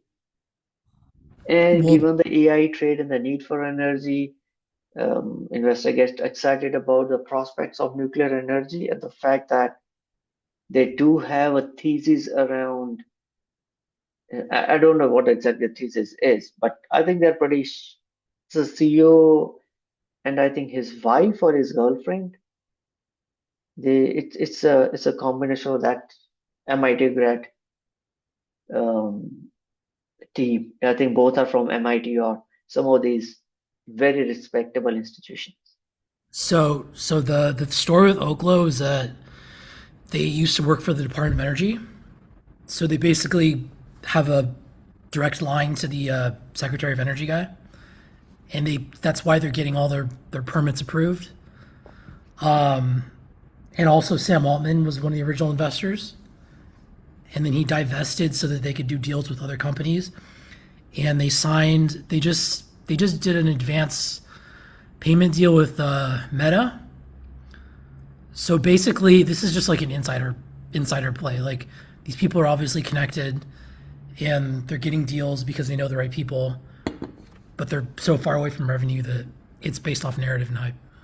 Yeah, it's all narrative. It's all narrative. Yeah, I mean, I look at Oklo, let it, let it develop some product, let it get some revenue, and see if we can generate a business sustainably. If not, yeah, I'm not gonna touch this. Andres asking, what do you guys think about gas and oil, Chevron, XOM, etc. Andre, I don't have a much, I would say, expertise to evaluate this field. So I don't buy any individual stocks in energy. I get exposure through ETF X. My exposure to ETF XLE. There are a few ETFs available depending on how you want to play with. You want to play with the upstream, downstream, or midstream segments of energy. There are ETFs available for each. Like someone has already responded, if US attacks Iran, yeah, energy prices will go high. But in the short term, whether Chevron, Exxon, whether this stock will react, how the market will anticipate the impact of that on the stocks, I have no idea. That's anybody's guess. So because I don't understand the nuances of this business, I don't want to take in a company specific risk, so I stay with ETFs on this.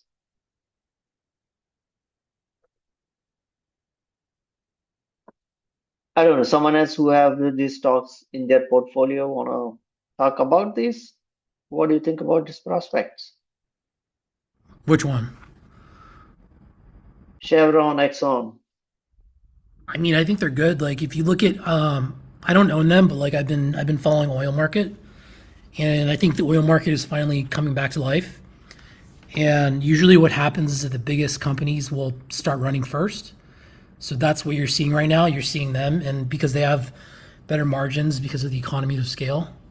So the fact that they're running, starting to run, and they've broken out from their sideways or decline or whatever, I think is good. I mean, they're probably going to be going up for the next couple of years, and it also means that as time progresses, some of the more like not as big players are going to start running too. Yeah, I was mentioning oil because of the, the kind of the whole Venezuelan thing got my attention. And now I'm looking at it like, wow, we have more. So more supply would go down as opposed to like it being rare and people having more and they would charge more. So Well, I I'm just think kind of, go ahead. yeah, for oil, I think you got to think of it in terms of cyclicality in the business cycle. Hmm.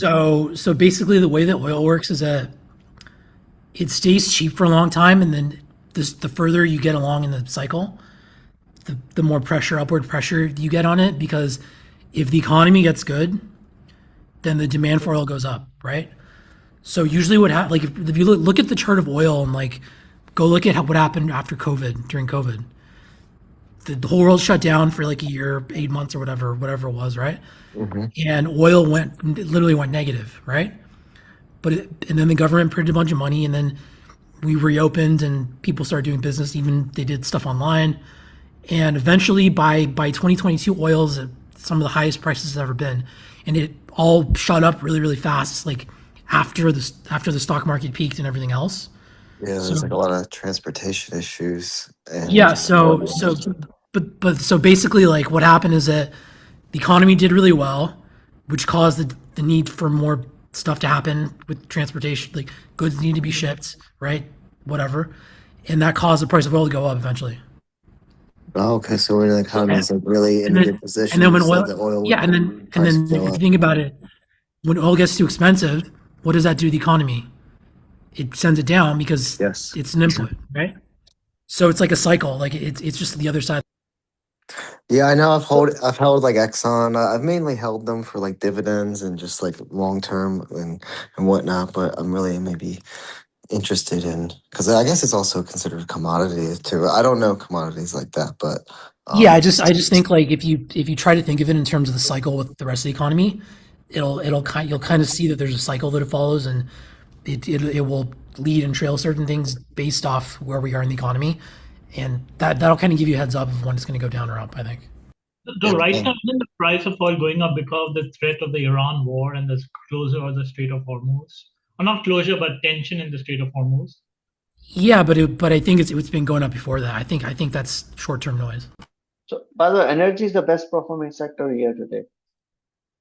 And in XLE, it's like energy ETF is already Yeah, up it's been going up since January. 23%. Yeah. Yeah, it's been going up since January. Yep. Like And let me see geopolitical stuff, unless we actually like a real geopolitical event was Ukraine war because that was a real war that lasted still going on, right? That's different. But like a short term, like oh he's gonna do an airstrike and then change his mind in taco, like that doesn't count. yeah. Yeah, so I think, yeah, I guess I have a decent exposure to ExxonMobil now because 24% of weight of uh, is of XLE is ExxonMobil, and if you add the other Chevron is a 17%, and it does pay. It's a almost 2.5% dividend dividend yield. Genesis talks about cost. I think CEG is a constellation energy, I guess. It was almost a lot of news around the AI. Again, I don't follow energy sector individually, but wow. Is it because all this AI, there's concerns around AI? While the rest of the energy market has gone up, the oil energy market has gone up. Um, this new Constellation Energy, is that a, help me, remind me, is that a nuclear one? Or no? Let me see. No, it's got a nuclear, wind, solar, natural, every other assets.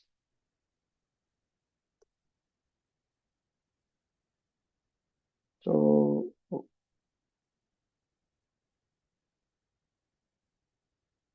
why the stock was down? Okay, 2024 they had a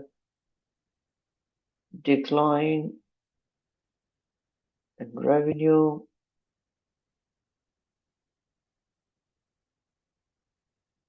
Was it an investment mode? They have no free cash. This is very different from how I see some of these other energy companies, which at least have a decent amount of free cash flow.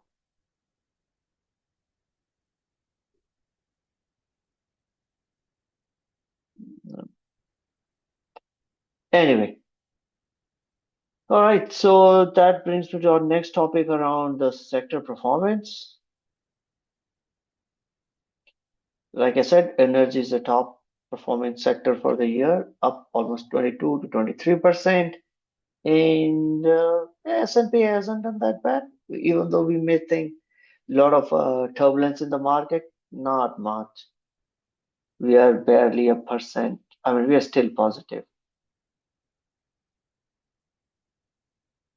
We are still positive for the year. So the worst performing sector, I'm a little surprised that the worst performing is financials. I thought with all this AI and maybe hopefully with some of these deregulations and the pickup in the pace of mergers and acquisitions and IPO, hopefully the financial sector will revive. I think other than that, pretty understandable. All right, one more chart. Walmart versus Amazon. So this compares the revenue of Walmart and Amazon. Look at the hyper growth on Amazon, which is represented in orange color. And now Amazon has exceeded for the first time the overall revenue of, when compared with Walmart. But market is pricing, like giving huge multiple to Walmart as compared to Amazon. Right. I mean, it's today. Probably going back to the same stuff. I think market is rewarding them because they know Walmart will still be around 30 years later. But maybe Amazon could get disrupted. Now market has started to favor a lot more traditional companies. The sectors that we did never used to touch much. We're looking at energies as a top performing sector. Industrials is number 3, materials is number 2. But hey, tech sector, we don't know those tech companies will be around or not. But we will still have John Deere, we will still have GE, we will still have um, any of these industrial companies. We will still have POC, Linde.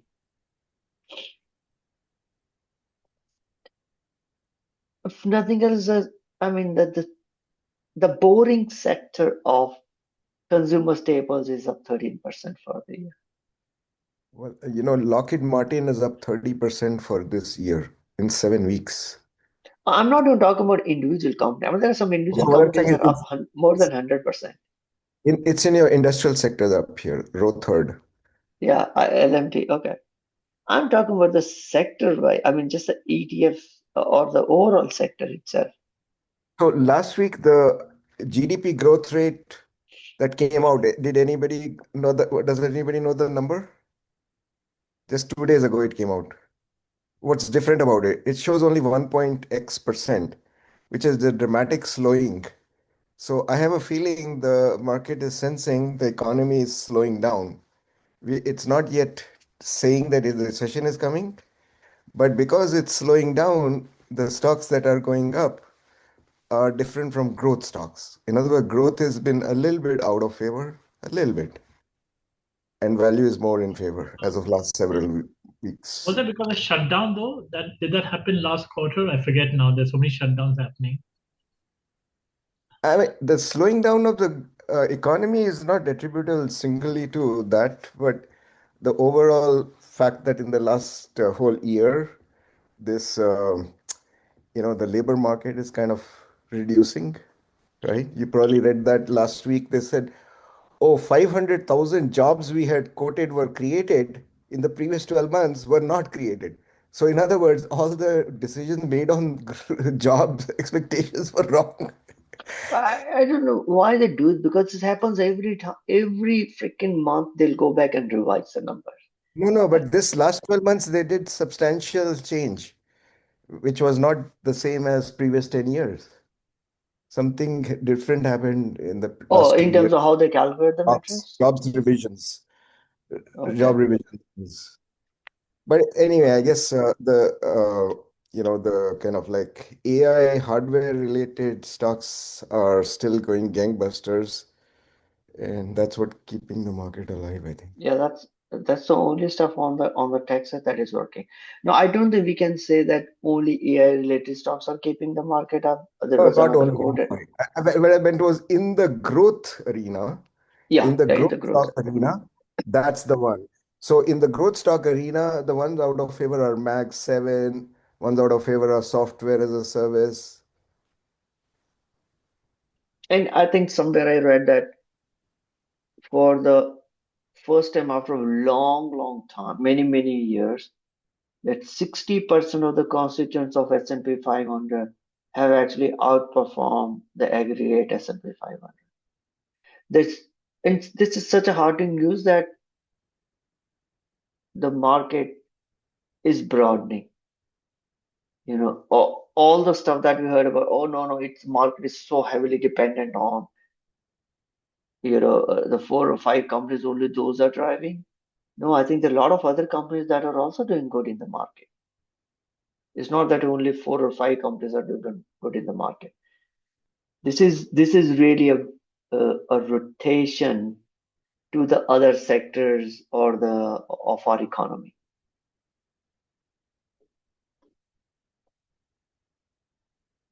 Anyway, looking at a fear and greed index, not I think pretty close by, not much of a difference. Or same on the crypto side. Earnings. Let's look at earnings. The stuff that I will be focused on next week is, of course, looks like Tuesday gonna be a busy day for me. Mercado Libre is reporting on Tuesday.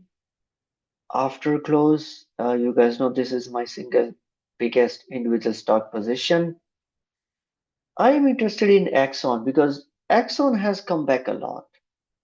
And I know I've talked about Exxon for now 5 years.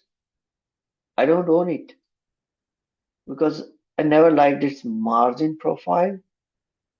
But now it has given up. I mean, it's back to end of 2024. So given up all the gains of a year. Anyone owns Exxon? I own this Occidental Petroleum, which I have regretted since I bought it because Buffett had invested in it. Does anybody have an opinion on that thing? OXY. I You are don't know. with Buffett. I mean, I he know. kept on buying. He kept on buying into the stock price going on. He just kept on buying Occidental. I mean, I thought Wow, I mean, because it's starting to go up. yeah, it is. Now's It not a good is. time to. Now's not a good time to sell. It is reverse the trend.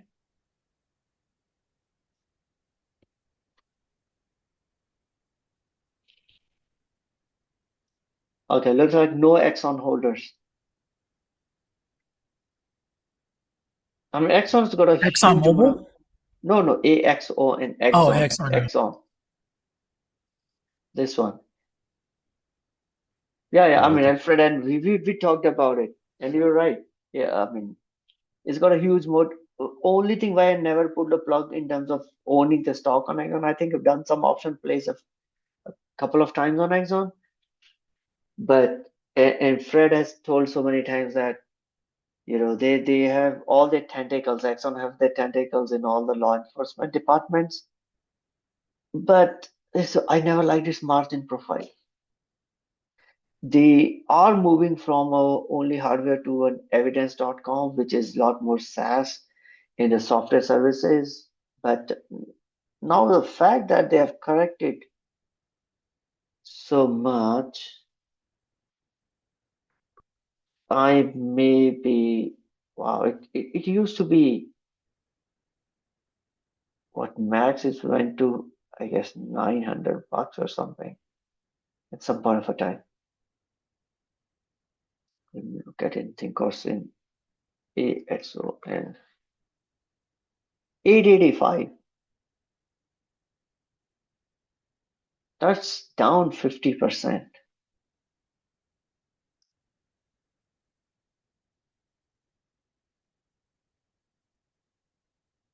Yeah, it's 50% current drawdown. That's what now making me, maybe I should relook at it, my thesis, because now it has corrected a lot. Okay, of course, NVIDIA is going to determine how the rest of the stocks do. And of course, I want to look at CRM and Snow. I want to look at it, CRM and Snow, and see how much are they growing their, what do you call as a, their retention of the customers, right? Or how much of their existing customers are increasing sales with Snow and CRM? Because at the end of the day, I think if Snow and CRM, and for that matter, Adobe and all that stuff, if they continue to see that the customers stick to them and do more business with them, then all these fears coming from Claude and whatnot are unfounded. So I do want to look at it. Have their customers started to, either they reduce the existing customers, have they started to reduce their seats or their licenses with CRM and Snow, or are they increasing it, or is that stable? I guess the retention is what I want to focus on. And the Melly, I want to look at in terms of how the credit card business is doing, because that's a newer business. They also entered, I think, Argentina, and if I recall, Chile. I want to see how they are doing. Of course, I'm gonna look at the growth in e-commerce. There was actually I think whatever, I forgot what it is, but in any case, the the government of Argentina is helping a lot of basically helping citizens in to government of Argentina is also trying to employ more progressive policies, economically progressive policies, in and lot of in helping citizens to improve their standard of living in terms of buying better and better branded goods. Now that may pose more competition formally. I want to see if the CEO tries to address that or not. But these are the companies that probably I will be reviewing it next week. Any other companies that you guys interested in?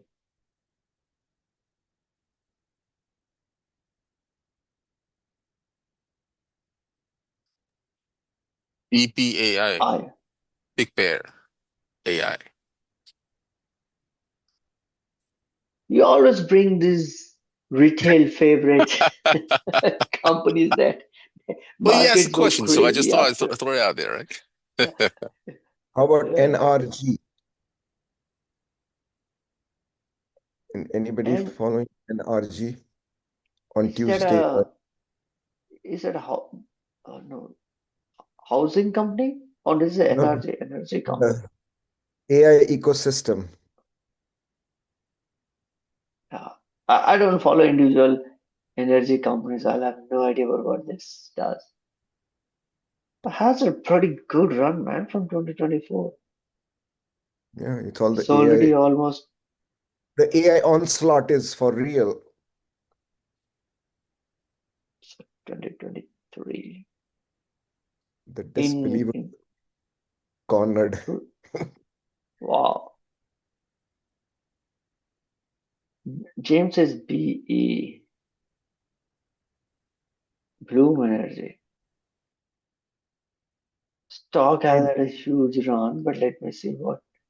it's right here in San Jose, Milpitas. Yeah, it's on 237. You can see the office. Yeah, all All narrative. are out here. I don't know if you folks have followed this one called Lumentum. Oh my God, that one has been on the tear in the last 3 weeks. Didn't it had some problems recently? LITE. Yeah, Yeah, yeah. I mean, I this don't is want around the to. optical. Um, We can go on and on and talking about this yeah. because this has a history. You know, this company called JDS Uniphase in year 2000 Mhm. that became this and another company Oh split into wow, got a huge history. But anyway, I don't want to distract you from your agenda. wow, wow! It's almost doubled It's become for the tenfold, I think, in the last, no? for the year. Yeah, it's basically the same year 2000 optical gear frenzy back Yeah, in the last 1 month. In the last 1 month. is the business so great? As like the market cap is up So 678% in a year. companies in this subsector would be Glassworks, um, to some extent, these linear signal processing companies like analog devices and so on. Because you need all of these guys to work together. Linear semiconductors. Totally only narrative driven company.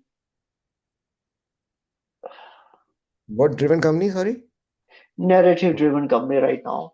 I mean, looks like they've done recently, they've lowered last few years, they're doing a lot of capital investments or investments Essentially, maybe for it's future growth. about Yeah, yeah. it's not a profit-making company like you are expecting Warren Buffett style, or I know what you mean, EPS being positive, but it's got this huge growth wind behind its back. When there are very few scarce optical engineers in the world who basically went on to do farming after 2002, I think.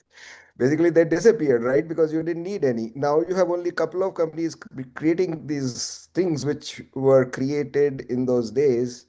Well, they are gonna get a raid on their, stock and revenues. So Yeah, and look I at the think that yeah, I mean they were doing okay on last 2 years. They've been doing a lot of investments, which is understandable because if they have to meet all this demand, um, then those investments are required. But as the stock price has done probably way, way ahead of pricing a lot of our future growth.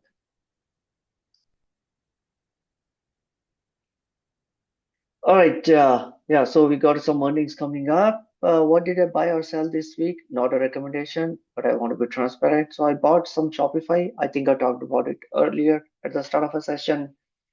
And XLP is a consumer staples ETF.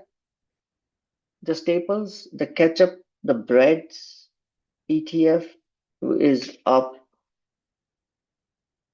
10-12% for the year, which is very, very unusual. But like someone is saying, hey, market is just going to old economy and I thought I had a covered call on this. I said I'd rather take an assignment. I'm not going to fight it. It's already up 13% for the year. You know, What this did you is do like a with multiple years of gains in XLP already. what did you do about your IVZ? I think you had bought IVZ, right? No, what is IVC? The software ETF. Oh, IVG. IVZ, Uh, Z. uh, that's Sorry, Invesco. not IVZ, IGV. the IGV, yeah. IGV. I still have it. So it's gone down further, right? Since you got it, are you Yeah, holding? yeah, yeah, yeah. Because I the mean, tech, I'll never be able to time the bottom. because this software sector has been completely demolished. So that's what, right? I'm not going to go big on this one because we don't know how long this massacre will continue. But some part of the time, we start to think maybe it's too much. And I thought at that part of a time when I initiated the position, but no, market thinks no, there's a lot more blood to be, you know, we need to extract a lot of blood from these SaaS companies. So, but it's my position size is at the end of the day, it's all about position size. You know that. So if it goes to zero, yeah, I'll not be happy, but I'll still be alive. Won't get killed.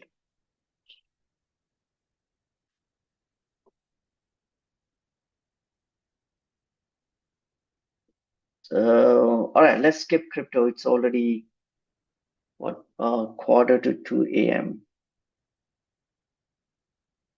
I think that's it for today. What else you want to talk about? Vivek, did you guys cover gold? I was a little late in the meeting. Did you guys already cover gold in the meeting earlier? No, I didn't talk, but I think Jose was saying that gold and silver has started to recover. But I don't have a huge thesis on gold, except the fact that the thesis is still the same. Why the gold is going up? Because a lot of the central banks have bought gold. And then we Yeah, the see a same. lot of Chinese investors try to come in gold, which generally should be a contrarian. I mean, not just Chinese investor, but when a lot of retail investors start to line up in front of the shops to get access to physical goods, that sometimes is a contrarian indicator also for short term. But I think there was a news of some African country saying they basically want to build their gold reserve, but it's all been driven by central bank demand over the last 2 years. Right. Yeah, still the same thesis. We did a huge mistake by confiscating Russia's US Treasury, and now we have to pay the price for it. Right. How was your Valentine's last week? Great. Where'd you go? We were in Dubai. Oh, Dubai, huh? You Yeah, look that's a what bit jet I lagged was right here. traveling, right? So yeah, so we had a stopover at Dubai and then we came to India. Cool. So yeah, it was fun. Oh my gosh, I mean, all right, those who we're done with the regular stuff. Probably we're gonna chit chat for some more time. I'll open the breakout rooms. You guys can continue then. Do we have Shri today, or is he on vacation as well? This must be in Dubai. I didn't see his name. He's not there? No, I don't see his name. All right, someone else has to. I'm here, Vivek. Oh, you joined as an admin. Okay. I searched for your name. I couldn't see that. Okay. Yeah. Yeah. So once I drop, as always, I'll make admin a co-host, and you guys can continue.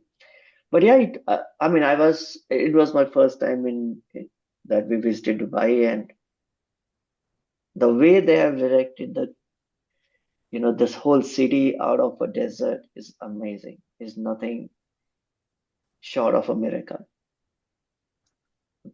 We spent some time on Burj Khalifa at 154th story. But the view from the top was spectacular. It's amazing.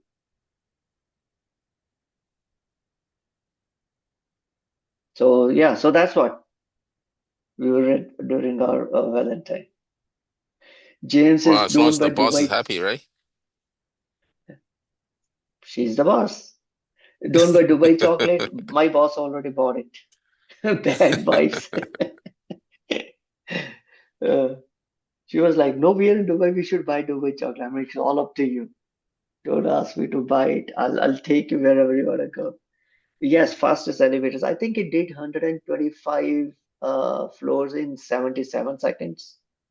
Oh, wow, cool. Yeah, I think I do have a recording of it. Maybe it's a few seconds off here or there, but we were just recording in the elevator when the floors were changing, and So just you it and your was wife, and you left your kids home? no with my kid. Oh, I see.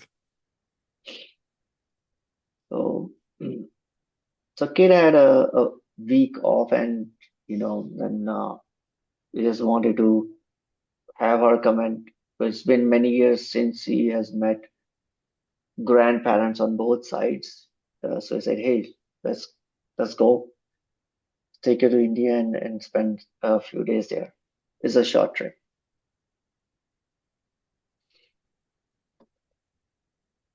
So, all right, what else we want to talk about?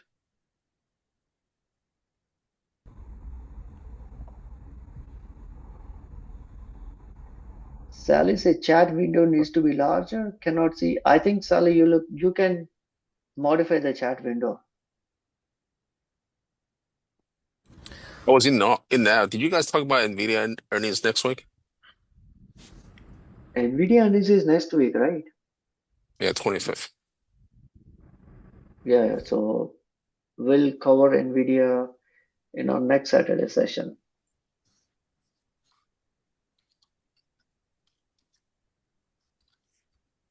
Do you ever look at Dow theory? Dow theory. Mm-hmm. I have no idea. Enlighten me. No, it's basically just like there's like a methodology that people use. They basically look for divergences with the Dow Jones and the SPX as an indicator that there's going to be a correction coming up. April, Uh, right, Jose? No, I mean, according to Dow theory, we're fine. That's why I'm saying. According to Dow theory, we haven't fallen off a cliff yet. The Dow Jones and Dow Jones Transportation are like at all time highs. yeah, I don't even know why we pay so much attention to Dow Jones. It's like a pathetic index. Yeah, well, But but I mean, I've been looking at it recently and like it's been pretty accurate. Like, but so has been the what was the other indicator? The yield curve is still waiting for the yield curve inversion. no, the yield curve stopped working last 5 years, right? Like, Yeah, in this cycle it didn't work. It used to be the perfect indicator. Then we had some indicator, no, and but the some The indicator Dow didn't work. theory worked with Liberation Day. It went off in December. Yeah, what is the Dow theory? What's the basis? What's the thesis? It's basically that if there's a divergence with the Dow Jones indexes and like the SPX, that it can predict like larger corrections. I see. So if they're moving in the opposite directions, basically the SPY and the Dow Jones. Yes. I hate when they say it's a. I mean, I just don't like the index because it is what price awaited. Come on. In the world when you can split or reverse split your stock, how can you have a price weighted index? That doesn't mean anything. So I don't know. I think historically everyone in the world talks about Dow Jones because that used to be the index that we have had for the longest amount of time. And then the rest of the world talks about Dow Jones and we pay so much attention to Dow Jones. But I just don't like the composition. or What, the methodology behind it. but yeah, but what companies? Those are basically all older school companies, right? But you shouldn't be choosing based on what the stock price is. And my worry is they may have left a lot of other companies because the criteria for choosing the company and the weightage, how the DJIA, the weightage is based on the higher the stock price of the company, more is the weightage, more impact it has on the Dow Jones index, which is like BS. If a company reverse plated your stock, suddenly it start to have more impact on Dow Jones. Are you kidding me? You can use eDow as a equal weight Dow, EDOW, but I'll be okay with that. it's fairly new. It's only been around like 9 years. Yeah, but I don't know. Whole financial media talks about Dow Jones, Dow Jones. What the heck? It's a horrible index. Vivek bhai, I have a question. Sure. C Limited. I Yeah. see it's been down a bit lately. Have you looked at all into it? What's causing it? And No, I'll just review its, the earnings report when it comes out to see if anything difference because I don't think it has reported its earning yet. I know the stock has gone down, but right. I've not seen any news around C Limited per se itself. Yeah, exactly, One reason, exactly. one reason, one reason could be all of these foreign stocks why they move down is if the dollar has become a little stronger, which probably did after Kevin Walsh was, nominated, or I don't know what's the right term would be when DJT told that he will have Kevin Walsh at the next Fed. After the dollar became stronger, so all the foreign companies that earn in non-dollar terms, they would sell off, which is because of the currency impact. Other than that, I mean, I didn't see any news, so I'm waiting to see what comes up in an earnings result. Okay. Okay. Yeah, when does C Limited reports result? Oh, it is on 27. Oh no, on 3rd of March. Sorry. So it's a week after next. Yeah. Yeah, but this is in a pretty, drastic drawdown. It's almost 30 to 40% draw Yeah. in drawdown. Yeah.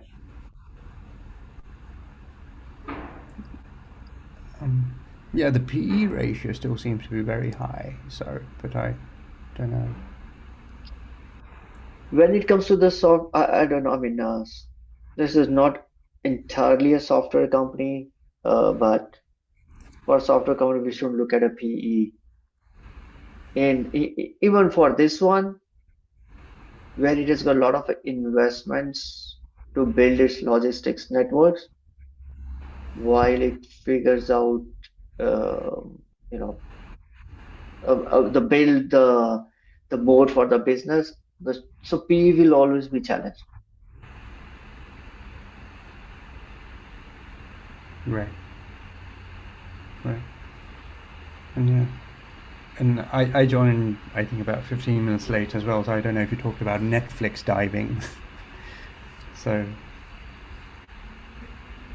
No, we didn't talk about Netflix, stabilized. but I think what's currently plaguing Netflix is they're in a fight between Paramount Yes. to acquire the WBD, right? And I think I was listening to the Ted Sarandos co-CEO. I think he made a statement saying we're given a 1 week Yes. Yes. to Paramount to tell what they're gonna do. Oh, just a breakout room up. No, sorry, I forgot. Hold on. Where's the breakout rooms? Open all rooms.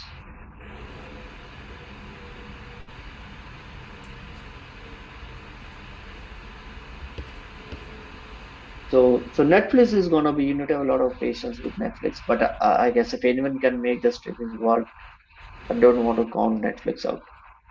I have a short put which I've been I think I started on maybe Feb expiration, rolled it to March, probably gonna roll it to roll it to April, and keep collecting premium on that one. That's all I can do. I think I Right. initiated it after the stock was like 40%, 40% drawdown. I'm like, okay, let me now start building a position. But it is what it is. Yeah. I'll be patient with it. Yeah, it's just this with the whole new world order thing, with people starting to think in terms of maybe energy is the new currency. God knows. Yeah, I don't know. Just these thinking more fundamentally in terms of commodities and energy rather than the traditional fiat currencies. We'll find out. I have no strong understanding of the commodity or energy cycles. They always work in cycles. Right. 5 years ago, there was a talk around commodity super cycle. Maybe we'll have a super cycle now. But we'll see. We'll see. I mean, so far the energy has done great. It's the best performing sector, but it didn't do anything last year. I think last year it was maybe the worst or the second, like the bottom three, one of the sectors. So it's just catching back up. Oh, that's I why. mean, I if mean, having S&P 500 will relieve you from all these worries. You get a bit of everything. if you want to look at what commodities are doing on Lunchroom, you can look at ratio charts of like SPX versus gold and SPX versus like oil or whatever commodity you're looking at. And based off that, like the commodities are strengthening long term. Right.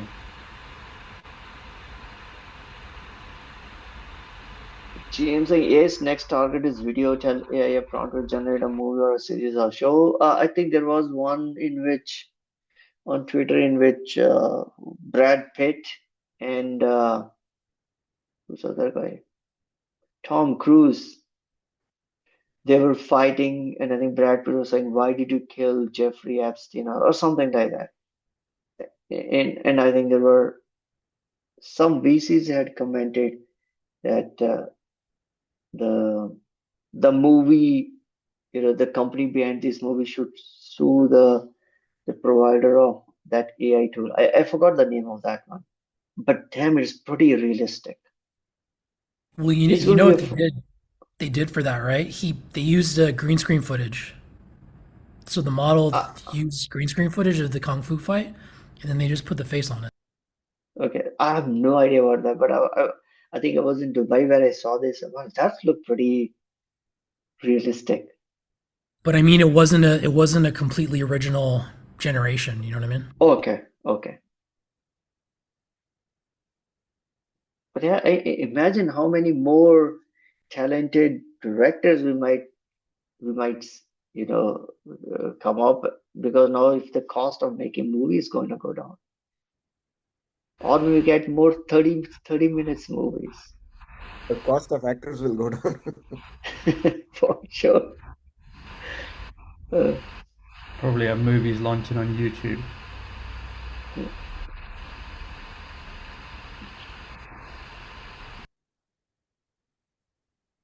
all right, guys. I'll probably retire, go off to bed now. It's 2 a.m. If nothing else for me, I leave you in good hands of our friend Sri, and you guys can continue discussion on this. I'll see you again next week on our regular time. All right, bye everyone. Make sure you don't crash the market while I'm in transit. By the way, I've closed all my trades. None of them is expiring before 27. Either I've rolled it out, took profits early. I don't want to have a hassle of, hold on, I need to manage this trade. So you sold your long stocks also, or just the No, option? options. Why would I sell my long stocks unless, I mean, if I sell my long stocks, I'll come and tell you, right? I bought shop if I didn't sell anything. So you're Options, right? returning on So 27th? no, I'll returning before this. I'm returning mid of it, but I don't want to have anything. I mean, yesterday, day before was the last one. I had one which was expiring on 23rd, so I closed that today for profit. Prior to that, I moved all of my stocks to 27th of February. I'm like, I don't want to be thinking too much while I'm traveling. So don't crash the market. Other, so, oh, I don't think I have too many short puts, so it's okay even if you crash it. The short calls will print money. All right, guys. Don't worry about it. You'll be fine. Just Thank you, enjoy. Shri. I needed to hear that same voice. Enjoy. All right, I'll make you go first, and then I will drop. Thanks, guys. I'll talk again next week. Thank you. Enjoy. Bye. So Jay, anything good?